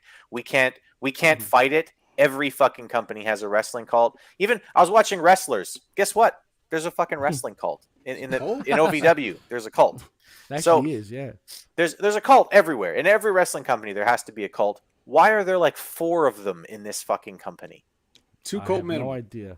Can someone point out Liz's comment? Because what Liz said is spot on. Read it, Jimmy. Well, Liz says, I'm sorry, if you're going to do a memorial pay-per-view, it should be for fluffing Brody Lee, not for someone who's never in your motherfucking company and didn't care about your company. She's right. That's a legitimate thing to say. It's a heck, I'm going to fucking say that. I'm going to go on Twitter later on and point that out.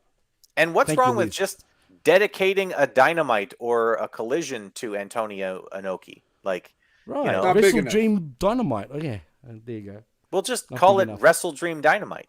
Like they had Winter is Coming, right? They've had all sorts of they bash. just had Grand Slam. They've had Beach Bash. New Year's Winter's Bash coming on your face. Well, see, that's some advice that Matt Riddle could have taken. Yes. Right? Yeah. Yes. Tie that all around. Right. They even had like an 80s retro wave type of fucking Dynamite too, where it was all light blue and pink. Forgot what that was called. Road Rager. That's it. Whatever that means. Road Rager. Yeah. Have you ever had a Fight Road for the Rager? Fallen. It's really fucking annoying because you can't do anything about it till you get home, and it's like, you know, you could try to do something about it, I guess, but while you're on the interstate, like, it's kind of awkward if somebody's passing you. It's terrible. Road Ragers are not fun. Right, Forbidden Door. Instead of fucking being called a porno fucking flick, could have been the fucking Inoki fucking pay-per-view, but it's a Forbidden Door. Yep. Which While also sounds like a porno flick. Let's just deal with it. Sorry. All right. Yep. Okay. So, next up, the Kingdom are next strong, and they want to beat up the Best Friends. Don't choke. I also want to beat up the Best Friends, so I at least understood this promo. You know, like somebody's really angry and they want to punch Trent. I get it. Next strong. Come on, boys. I Holy get it. fucking shit. The kingdom. My God. Oh man, they were Or never as, this or as fucking bad, you know, were they, Vet? I used to call Matt Taven when they were in Impact. I used to call him Tall Ace Austin with Mickey Mouse gloves. And Frankie Kazarian in a promo one time. Frankie I can see Kazarian it. I can see it in my head. It's a very visual thing to call him. in a promo. Frankie Kazarian said, as a throwaway line that somehow cut him down harder than I don't think anybody else possibly could. He called Mike Bennett the guy with the backwards hat and the wife. And I was like, well, that's it. There's no recovering from that. You're fucking done, man. That's who you are. You're the guy with the backwards hat and the wife. And you don't even have the wife with you right now. So what good are you? That's why he's Mike Canellis, Vet. That was the best gimmick he ever had. They should have run with it. That could have been something pretty cool. Well, they could have run with it if he didn't fuck it all up and continue to get high and fuck up his life at that moment. Yeah, it could have been interesting. Or whatever. Yeah. Well, Todd says in the chat, apparently that's an insult to Ace Austin, Vet. It is. Yeah. That visual though, that's going to stay with me now. So, well, I mean, after this, these wonderful moments here where we got to see the cult, and then we got to see the Kingdom cut an amazing promo that really moved business forward. Business continues to pick up as next up we have Kiera Hogan versus Julia Hart. Yep. Like Zane says, because this is a real company, Pinocchio. Yeah. I need a muffin too. Yeah. Apparently Willow was hurt off screen. We're told that last week there's no footage of it, but Julia Hart hurt Willow last week. What in the ever-loving fuck are you doing, AEW? Pinocchio. Fire Julia Hart. I mean, You can't attack wrestlers backstage, god damn it. It's against the rules. You're putting the fear of God in Tony Khan every time you do that. But also, what the fuck are you doing, AEW? If you're going to tell me that somebody was injured backstage and there's no fucking footage of it, fuck you. You don't get to do that. If you have somebody who's injured and she legitimately can't come to TV, then you have a fucking thing backstage where you see Julia Hart bursting out of a fucking locker room and going, "Yeah, I fucking did it.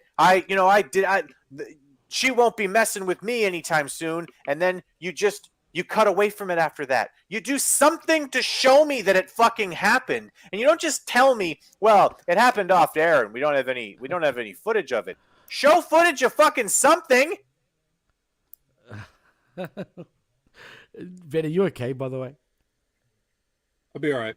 To answer the question, I think Todd Brantley asked the question. Fuck. Kiera Hogan is maybe a Diamante hire favor, like favor hire for Diamante because that's her girlfriend. So maybe she was like, "Hey, can we bring in my girlfriend?" And Tony was like, maybe a good sure. hand. Yeah, maybe. She does have a nice ass. I mean, Yeah. I mean, Kiera Hogan's all right. I mean, Kiera Hogan's all right. Julia Hart is whatever. But isn't now Julia Hart, first of all, she should be fired if she attacked Willow backstage, right? And by the way, I wasn't totally paying attention during, our podcast, but had there been any other instances of like out of the ring attacks or fights or anything? This would be the first one, right? That we're just hearing about it. yes. Kiera Hogan was there first. I don't think that's true. I don't think that's true, Zane Vicious. I'm pretty sure she was in Impact while Diamante was in AEW. But hey, if you're gonna correct me, you better be fucking right. Wow. As someone that reviewed Impact at the time. Yeah. But yeah, so she should be fired for that. And then now isn't she just doing Anna Jay's gimmick where she's crazily putting people in submissions multiple times and not letting go? Like, wasn't that the thing Anna Jay was doing for a while? Yeah, it was. Yep. The Okay. Ken Shamrock thing. So this match was every bit as bad as you would imagine that it would be. And look, vet, normally I would leave the advice to you because you're an actual vet from this business. You actually But have we're done going to this. Jimmy first.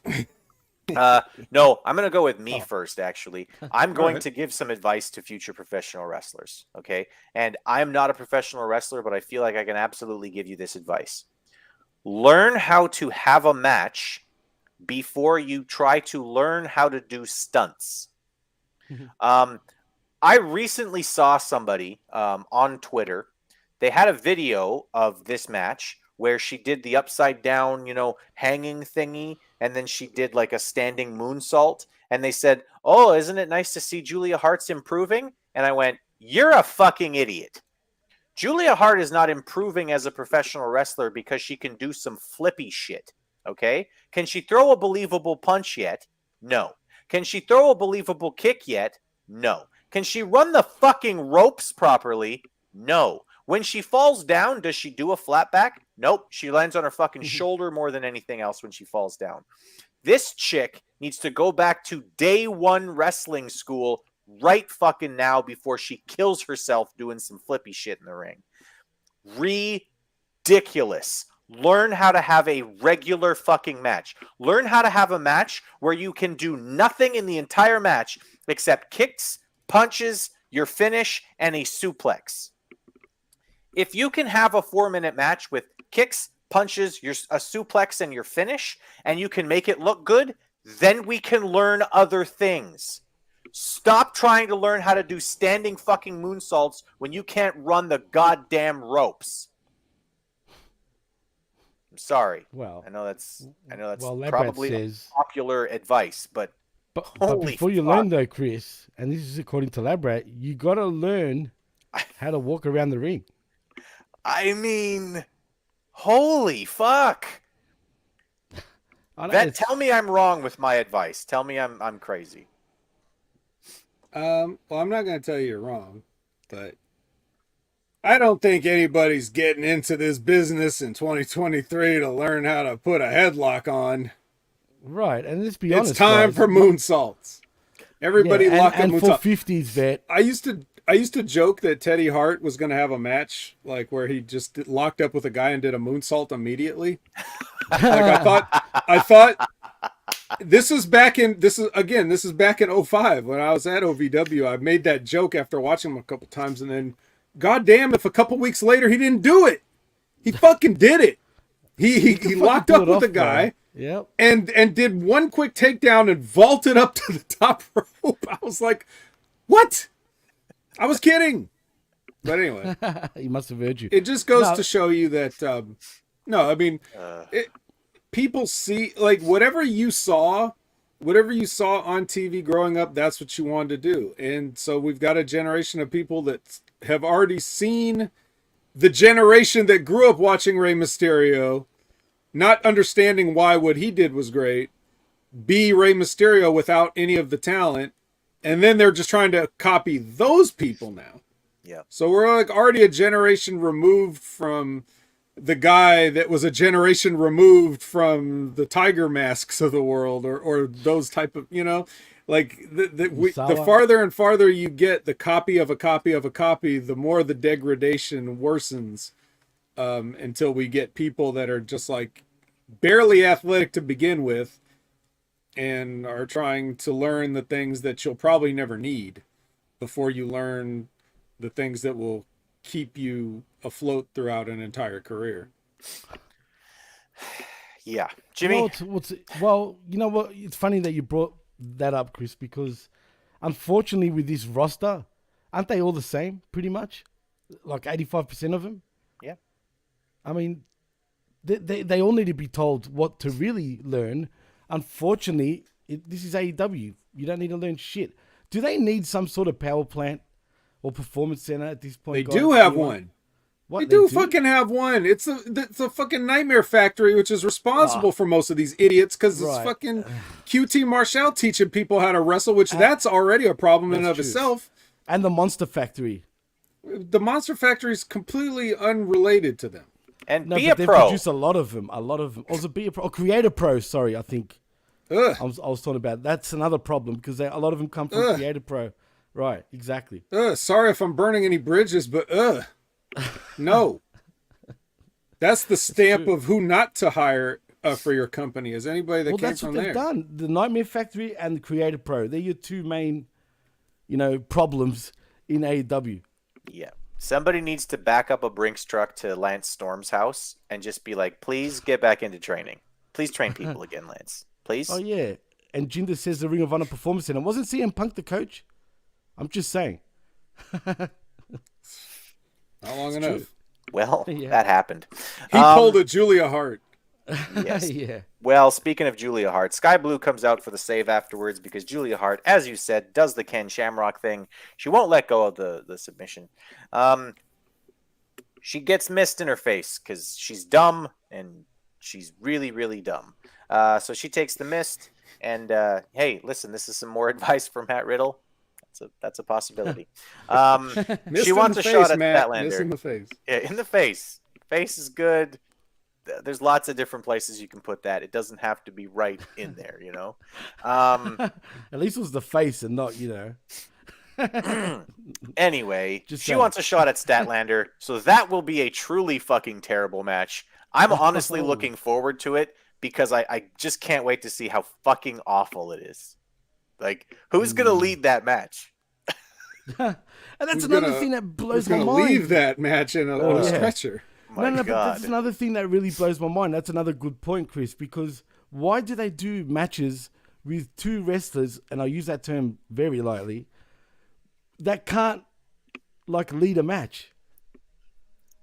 Yep. I don't understand. They do this It doesn't every matter. week. It doesn't matter because they planned out everything in the back, move for move, and memorized it. So who Right. needs to lead that? All they both have True. to do is remember the stuff they laid out. Chris They'll Statlander, I believe, is a Creative Pro alumnus as well, if I'm not mistaken. Yes, she is, as a matter of fact. So is MJF, but at least he went somewhere else after that. Yeah, he learned everything not to do there. Yeah. They probably taught him how to do a hip toss, and he was like, "Okay, I think I got it from here." He's like, great, guys. Thanks for all the advice. The Righteous are basically just fans of Far Cry 5. I don't know. If you've played Far Cry 5, spot on, if bro. you've played Far That's Cry spot 5, on. you've seen the Righteous 100. gimmick. How many 100%. cults now? How many cult? What's the cult count on this shit? This is the about- third cult of the night. This is the third cult of the night. So Yep. Yeah. And Righteous, what's his name? Vinny Mozzarella, whatever his last name is. You know what I'm talking about. He's just Starts with Vincent M. now. Oh, sorry. don't- It's just Vincent and Dutch. And Yeah. Dutch. Okay, my bad. Well, Is that a rib on the TNA creative team from like 15 years ago? Vince and Dutch. maybe. I mean, it could be. Or is it a rib to? Yeah, exactly. Vincent and Dutch. Ha, But ha, what ha. about? And what about the NWO Vincent?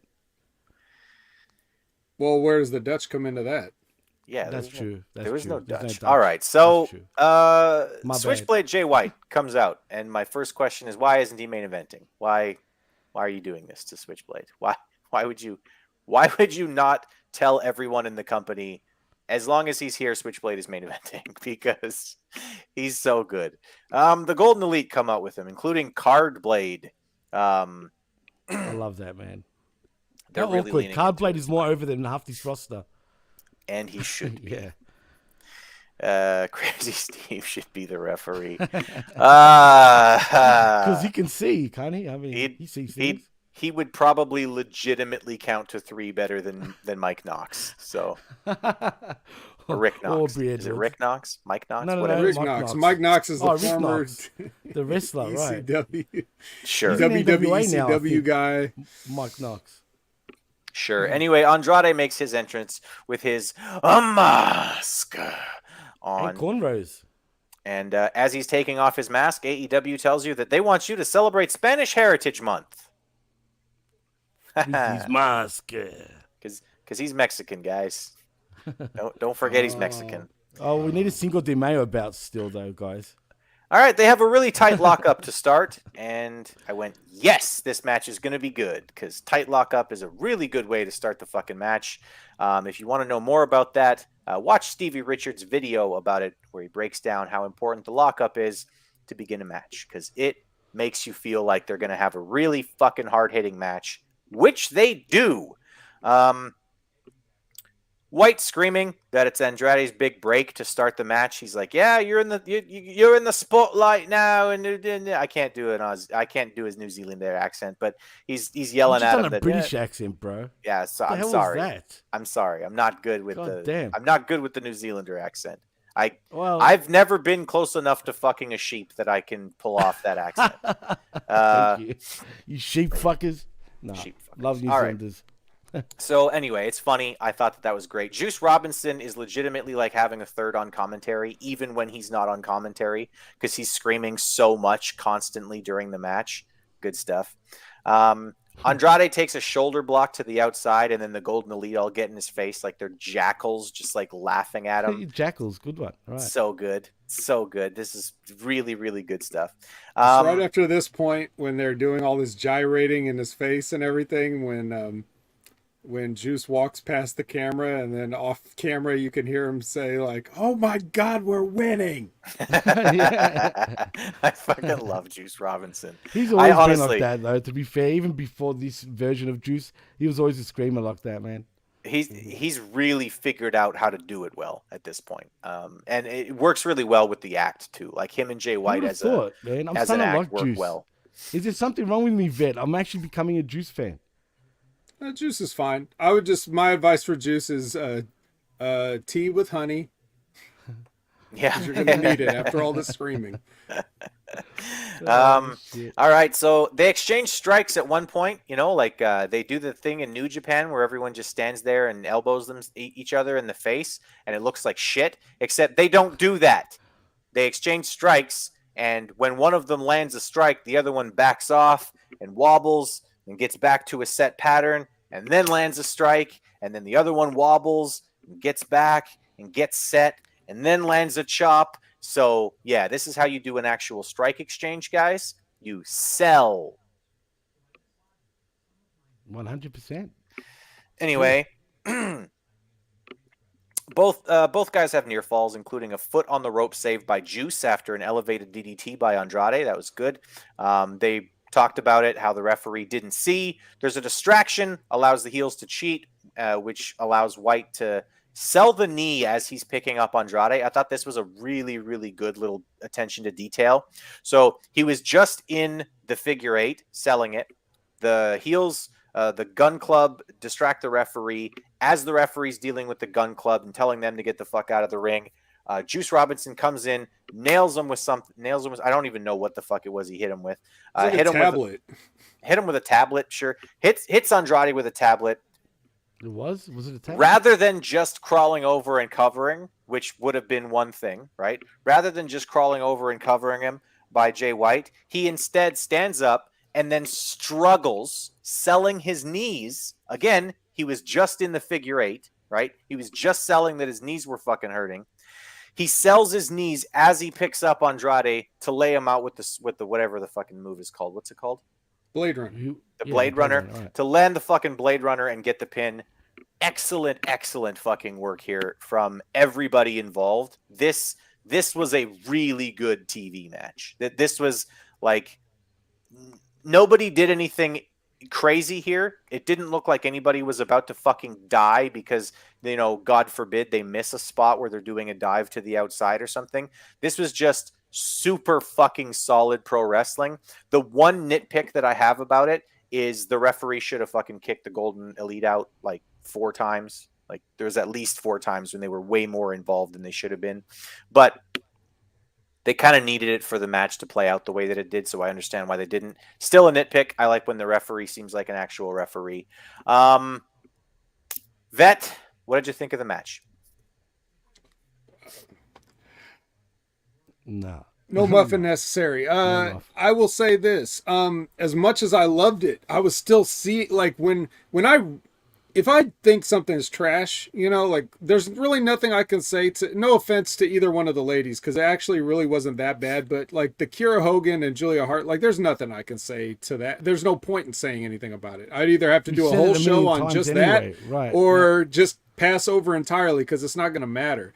But then when I see something that's really good but almost perfect, then I zero in on the little things. Like, for example, right at the beginning, when they start distracting Andrade, right?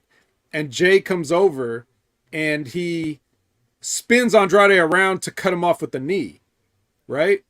You don't do that. You just hit him from behind. And like, that's your move. That's your heel move. You're getting the heat because he's not looking at you or whatever. Or even before that, they did the spot where he backs him up to the corner and then they break in the corner and Jay slaps him in the face, right?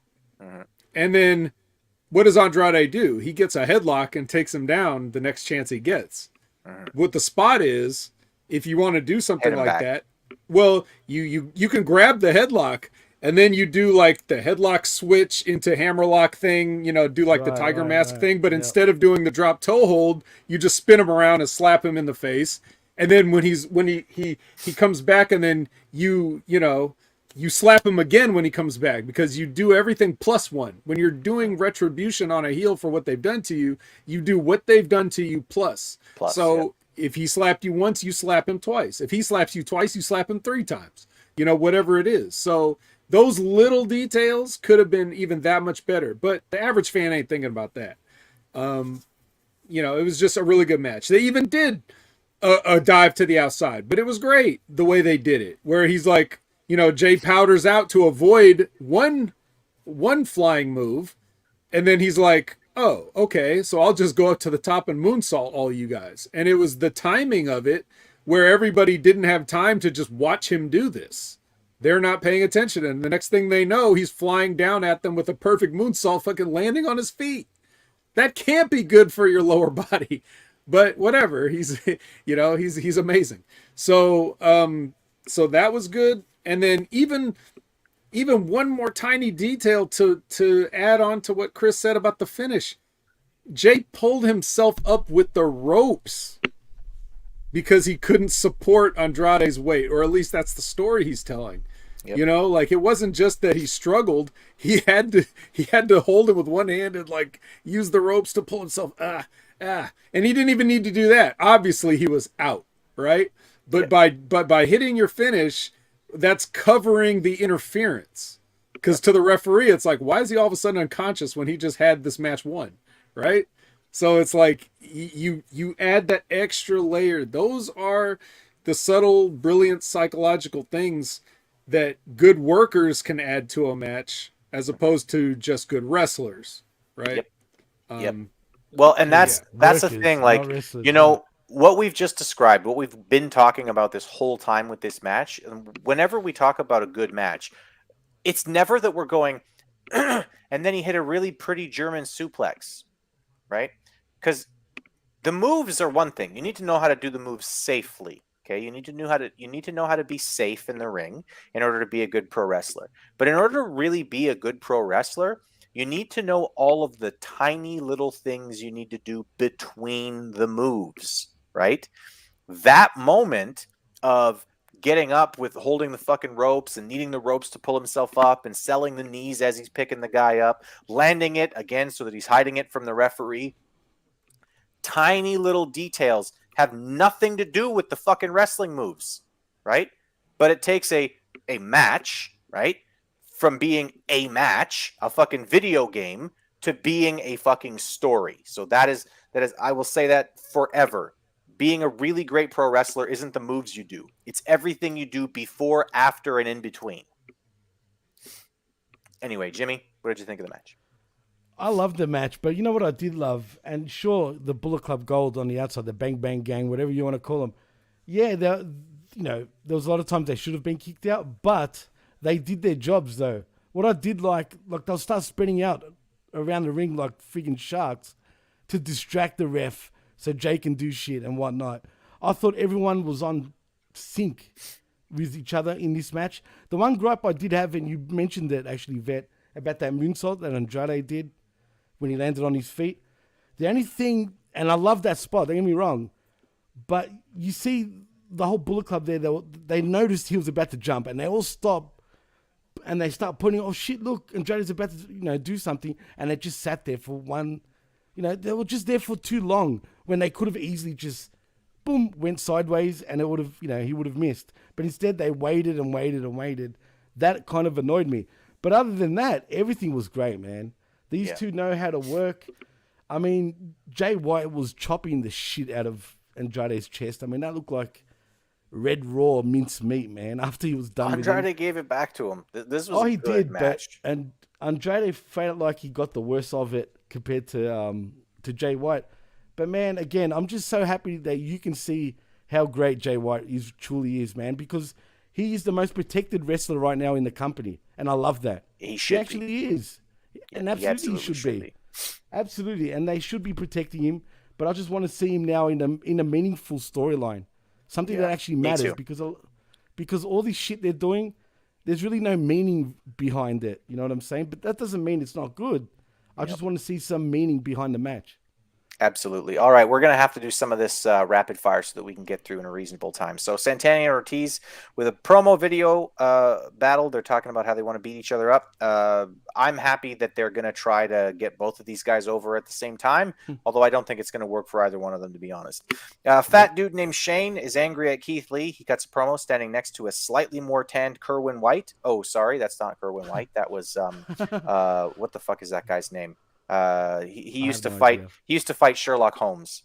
Somebody help me. Moriarty. All right. Yeah.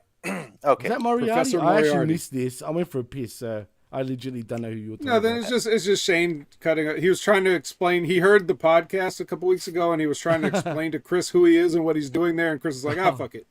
Yeah, so I still don't really get it. He used to be tag team partners with Keith Lee or something. Yes. All right, cool. The fat dudes. Aussie Open joined commentary for a tag match between FTR and a couple of electricians from the back. I don't know. Also, them being on commentary, don't do that again. Please don't do that again, AEW. I come on. My goodness with the fucking... These guys are not good wrestlers. They are much worse commentators. They are terrible. Yeah, get them some muffins the next time they're on commentary. Just keep them with muffins, stuffing them in their face the entire time if they're on commentary. They're fucking terrible talkers. The skinnier electrician is actually pretty solid. I think that his work is actually pretty good. I'd like to see what he could actually do in a singles match, because I liked his work. I don't know what his fucking name is because I'm not following. Anthony Henry. Sure. And then the fat guy got in the ring and he was fat. God damn. FTR win with the sharpshooter.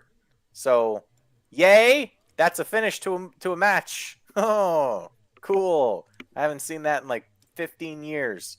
A Bret Hart fan such as yourself must have loved this. I loved the finish. Yeah, but man, why is FTR wearing freaking Bret Hart fucking trunks? I mean, can we stop? Because he's their favorite. Yeah, I get it, man. They love Bret Hart. Enough's enough, man. No, it's never enough Bret. There's never enough Bret. You know that, but come on, man. We don't have to see wrestlers being marks on television. This is AEW, Jimmy. Oh, sorry. You're right. My bad. That's true. What are you talking about? Forget what I said. I'm going to neuralize myself. Anyway, Aussie Open get in the ring with microphones, so now we have to continue to hear them talk. Fuck me. And why was one growling at the other one? I actually put my volume down at this point because it was ridiculous. They yell some stuff and they look real, you know, the fat guy with the fucked up hips, he's got his eyes wide open the whole time. Why was he doing that? I had no You can really skip this part. I mean, you really can. Like, I'm serious. You can really skip it. Dax problem. Says, just fucking get good, guys. Anyway, moving on. CJ Parker, he just says, be good because you've sucked the whole time you've been here. You've lost all your important matches. I don't even know why you have a fucking tag title match. Good fucking question. Moving on. CJ Parker is backstage. Why is she back? Well, she wants to help Miro win, but Miro doesn't want help, and Miro says that she's his weakness, and her weakness is the spotlight. Fucking do something already. Fucking do something. She's been a part of this company for like 3 weeks. Fucking do something. They agree to take separate paths, and she asks him to promise not to beat up her future clients. He doesn't. He just fucks off. They take a few minutes to try to sell you Wrestle Dream as one of the biggest nights in the history of... Fuck off, Tony. Okay, fuck off. The biggest nights in it. No, it's not. No, it won't be. It will not. Shut up. Main event time. Ricky Starks and Bryan Danielson in a Texas death match. I love hearing JR on commentary. I love that he's there. And they say that he's called more Texas death matches than anyone else in the history. Nobody cares about that, though. That's really stupid. Nobody can prove it or disprove it either. Exactly. And what in the fuck is a Texas death match? Because some of them have pinfalls. You know, some of them are basically just like, you know, hardcore This is a last man standing match. Yeah, this was the match they had last night. Yeah. Last man standing.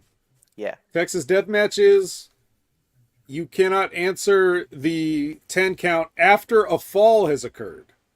Whether that be a submission, a pinfall, or whatever, any decision that you cannot, you get a count of 10 to resume the match, and if you cannot resume the match, then the match is over.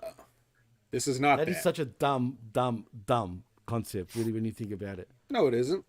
That's fine. There's nothing wrong with it. As long as they tell the fucking story properly. Yeah, that was somebody decades and decades ago doing what you said, which is think outside the box, come up with something new. So someone did. It was called the Texas Death Match. It was probably Terry Funk's dad or whatever, and then they did it. And then AEW forgot a crucial step in that process. Yes. Also, you know, when they had a Texas Death Match, it was like once, and then 4 years later they did it again.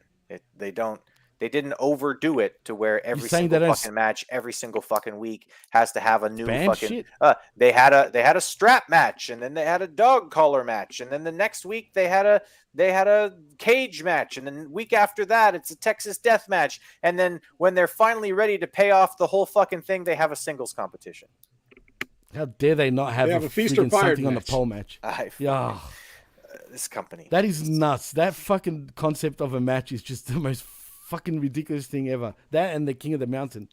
All right, Daniel Bryan needs to calm down with the fucking diving to the outside until his shoulders heal up. I'm serious. Stop it. Fuck. Retro Rocket review with a great comment. AEW has a Texas death match in every US city by 2024. Fuck me. They haven't had one yet.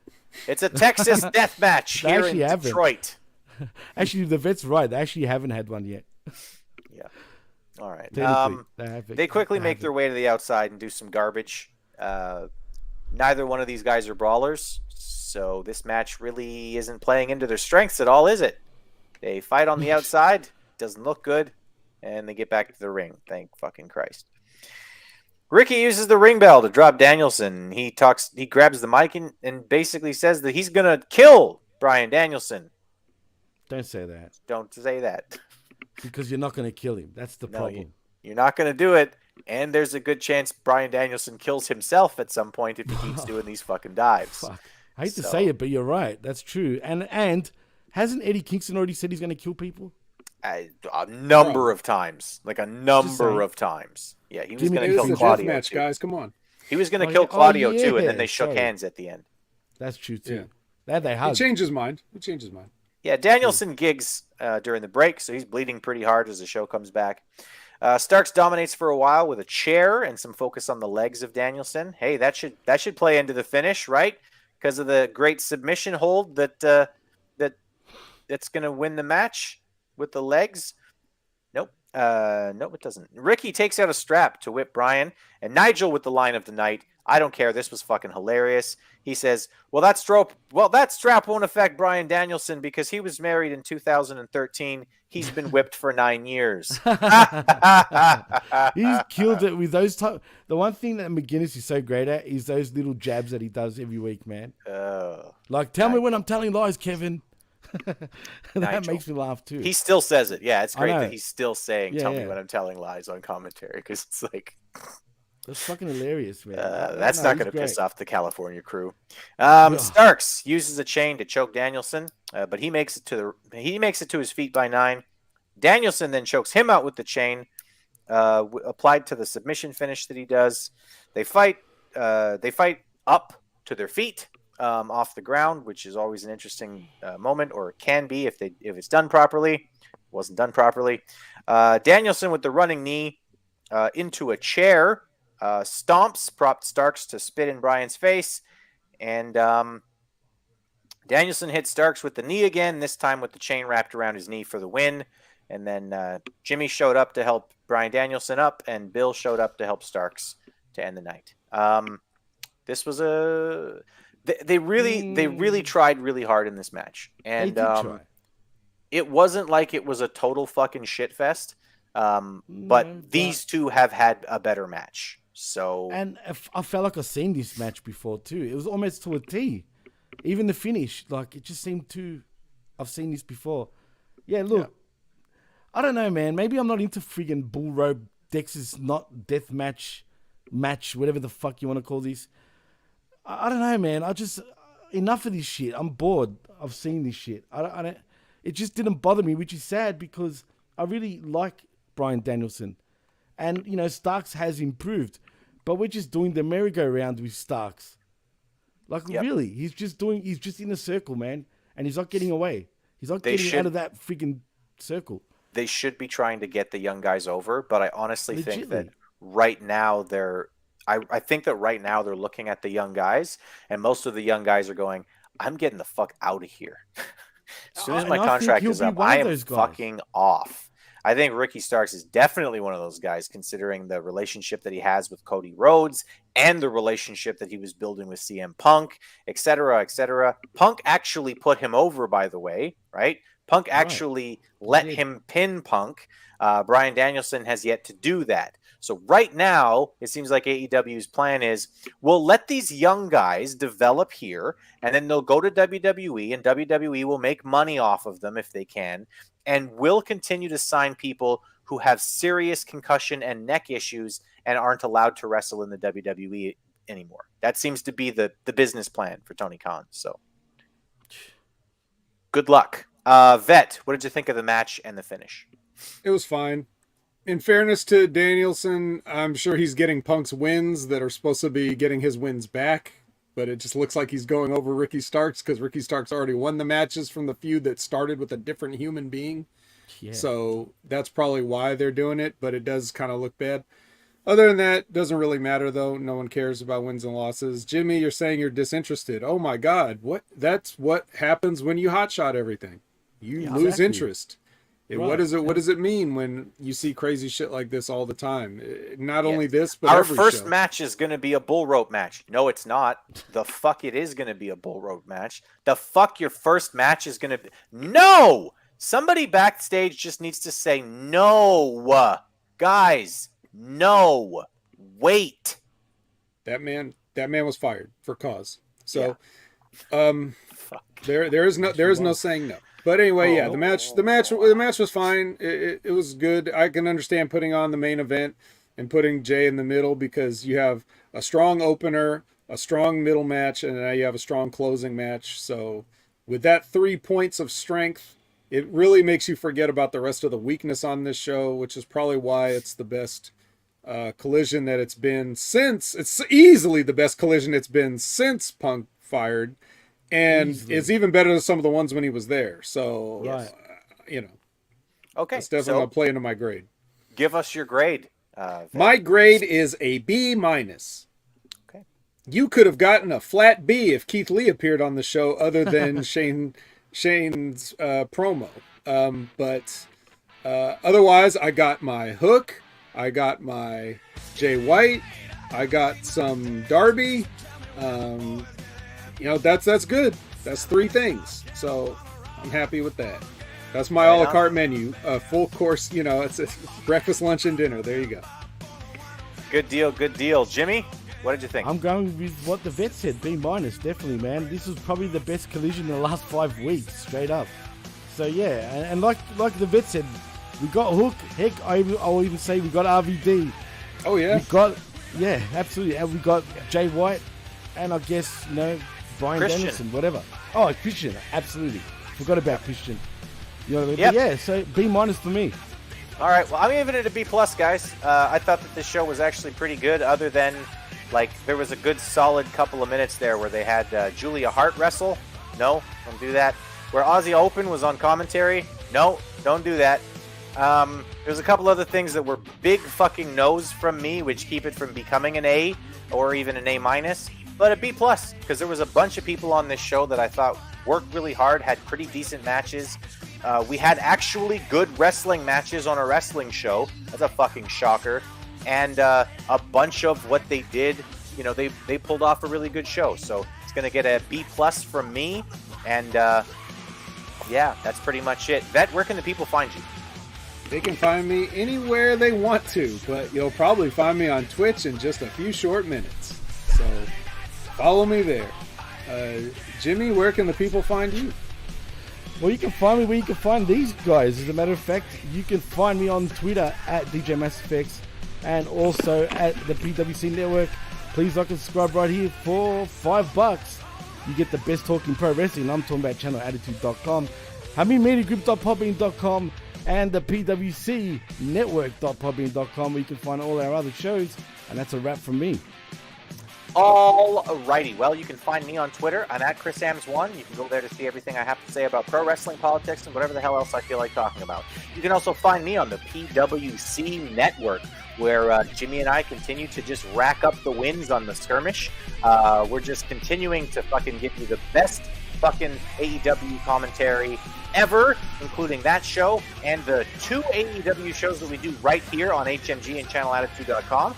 We do and have already done Uncaged this week, and right here, Saturday or Sundays, 10 o'clock in the morning, Central Standard Time. After the collision, we sift through the muffins. Wreckage. All the muffins, yeah. Hey, the muffins. As long as Agent Vet is on the case, we can sift through the muffins as well. Also, go check us out this week on the Smack Attack with John Enright. That was a good show.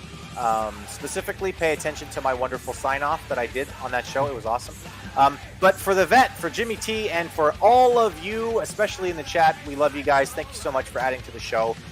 The commentary that you guys have, the questions that you ask, they really do help keep everything rolling and keep everything very organic on this show. Something that I really love is being able to talk to you guys and have you be part of the show. So thanks for joining us, and thanks for listening. So for all those guys, for you, for me, for Spanish Heritage Month, ole! Yeah. See yous.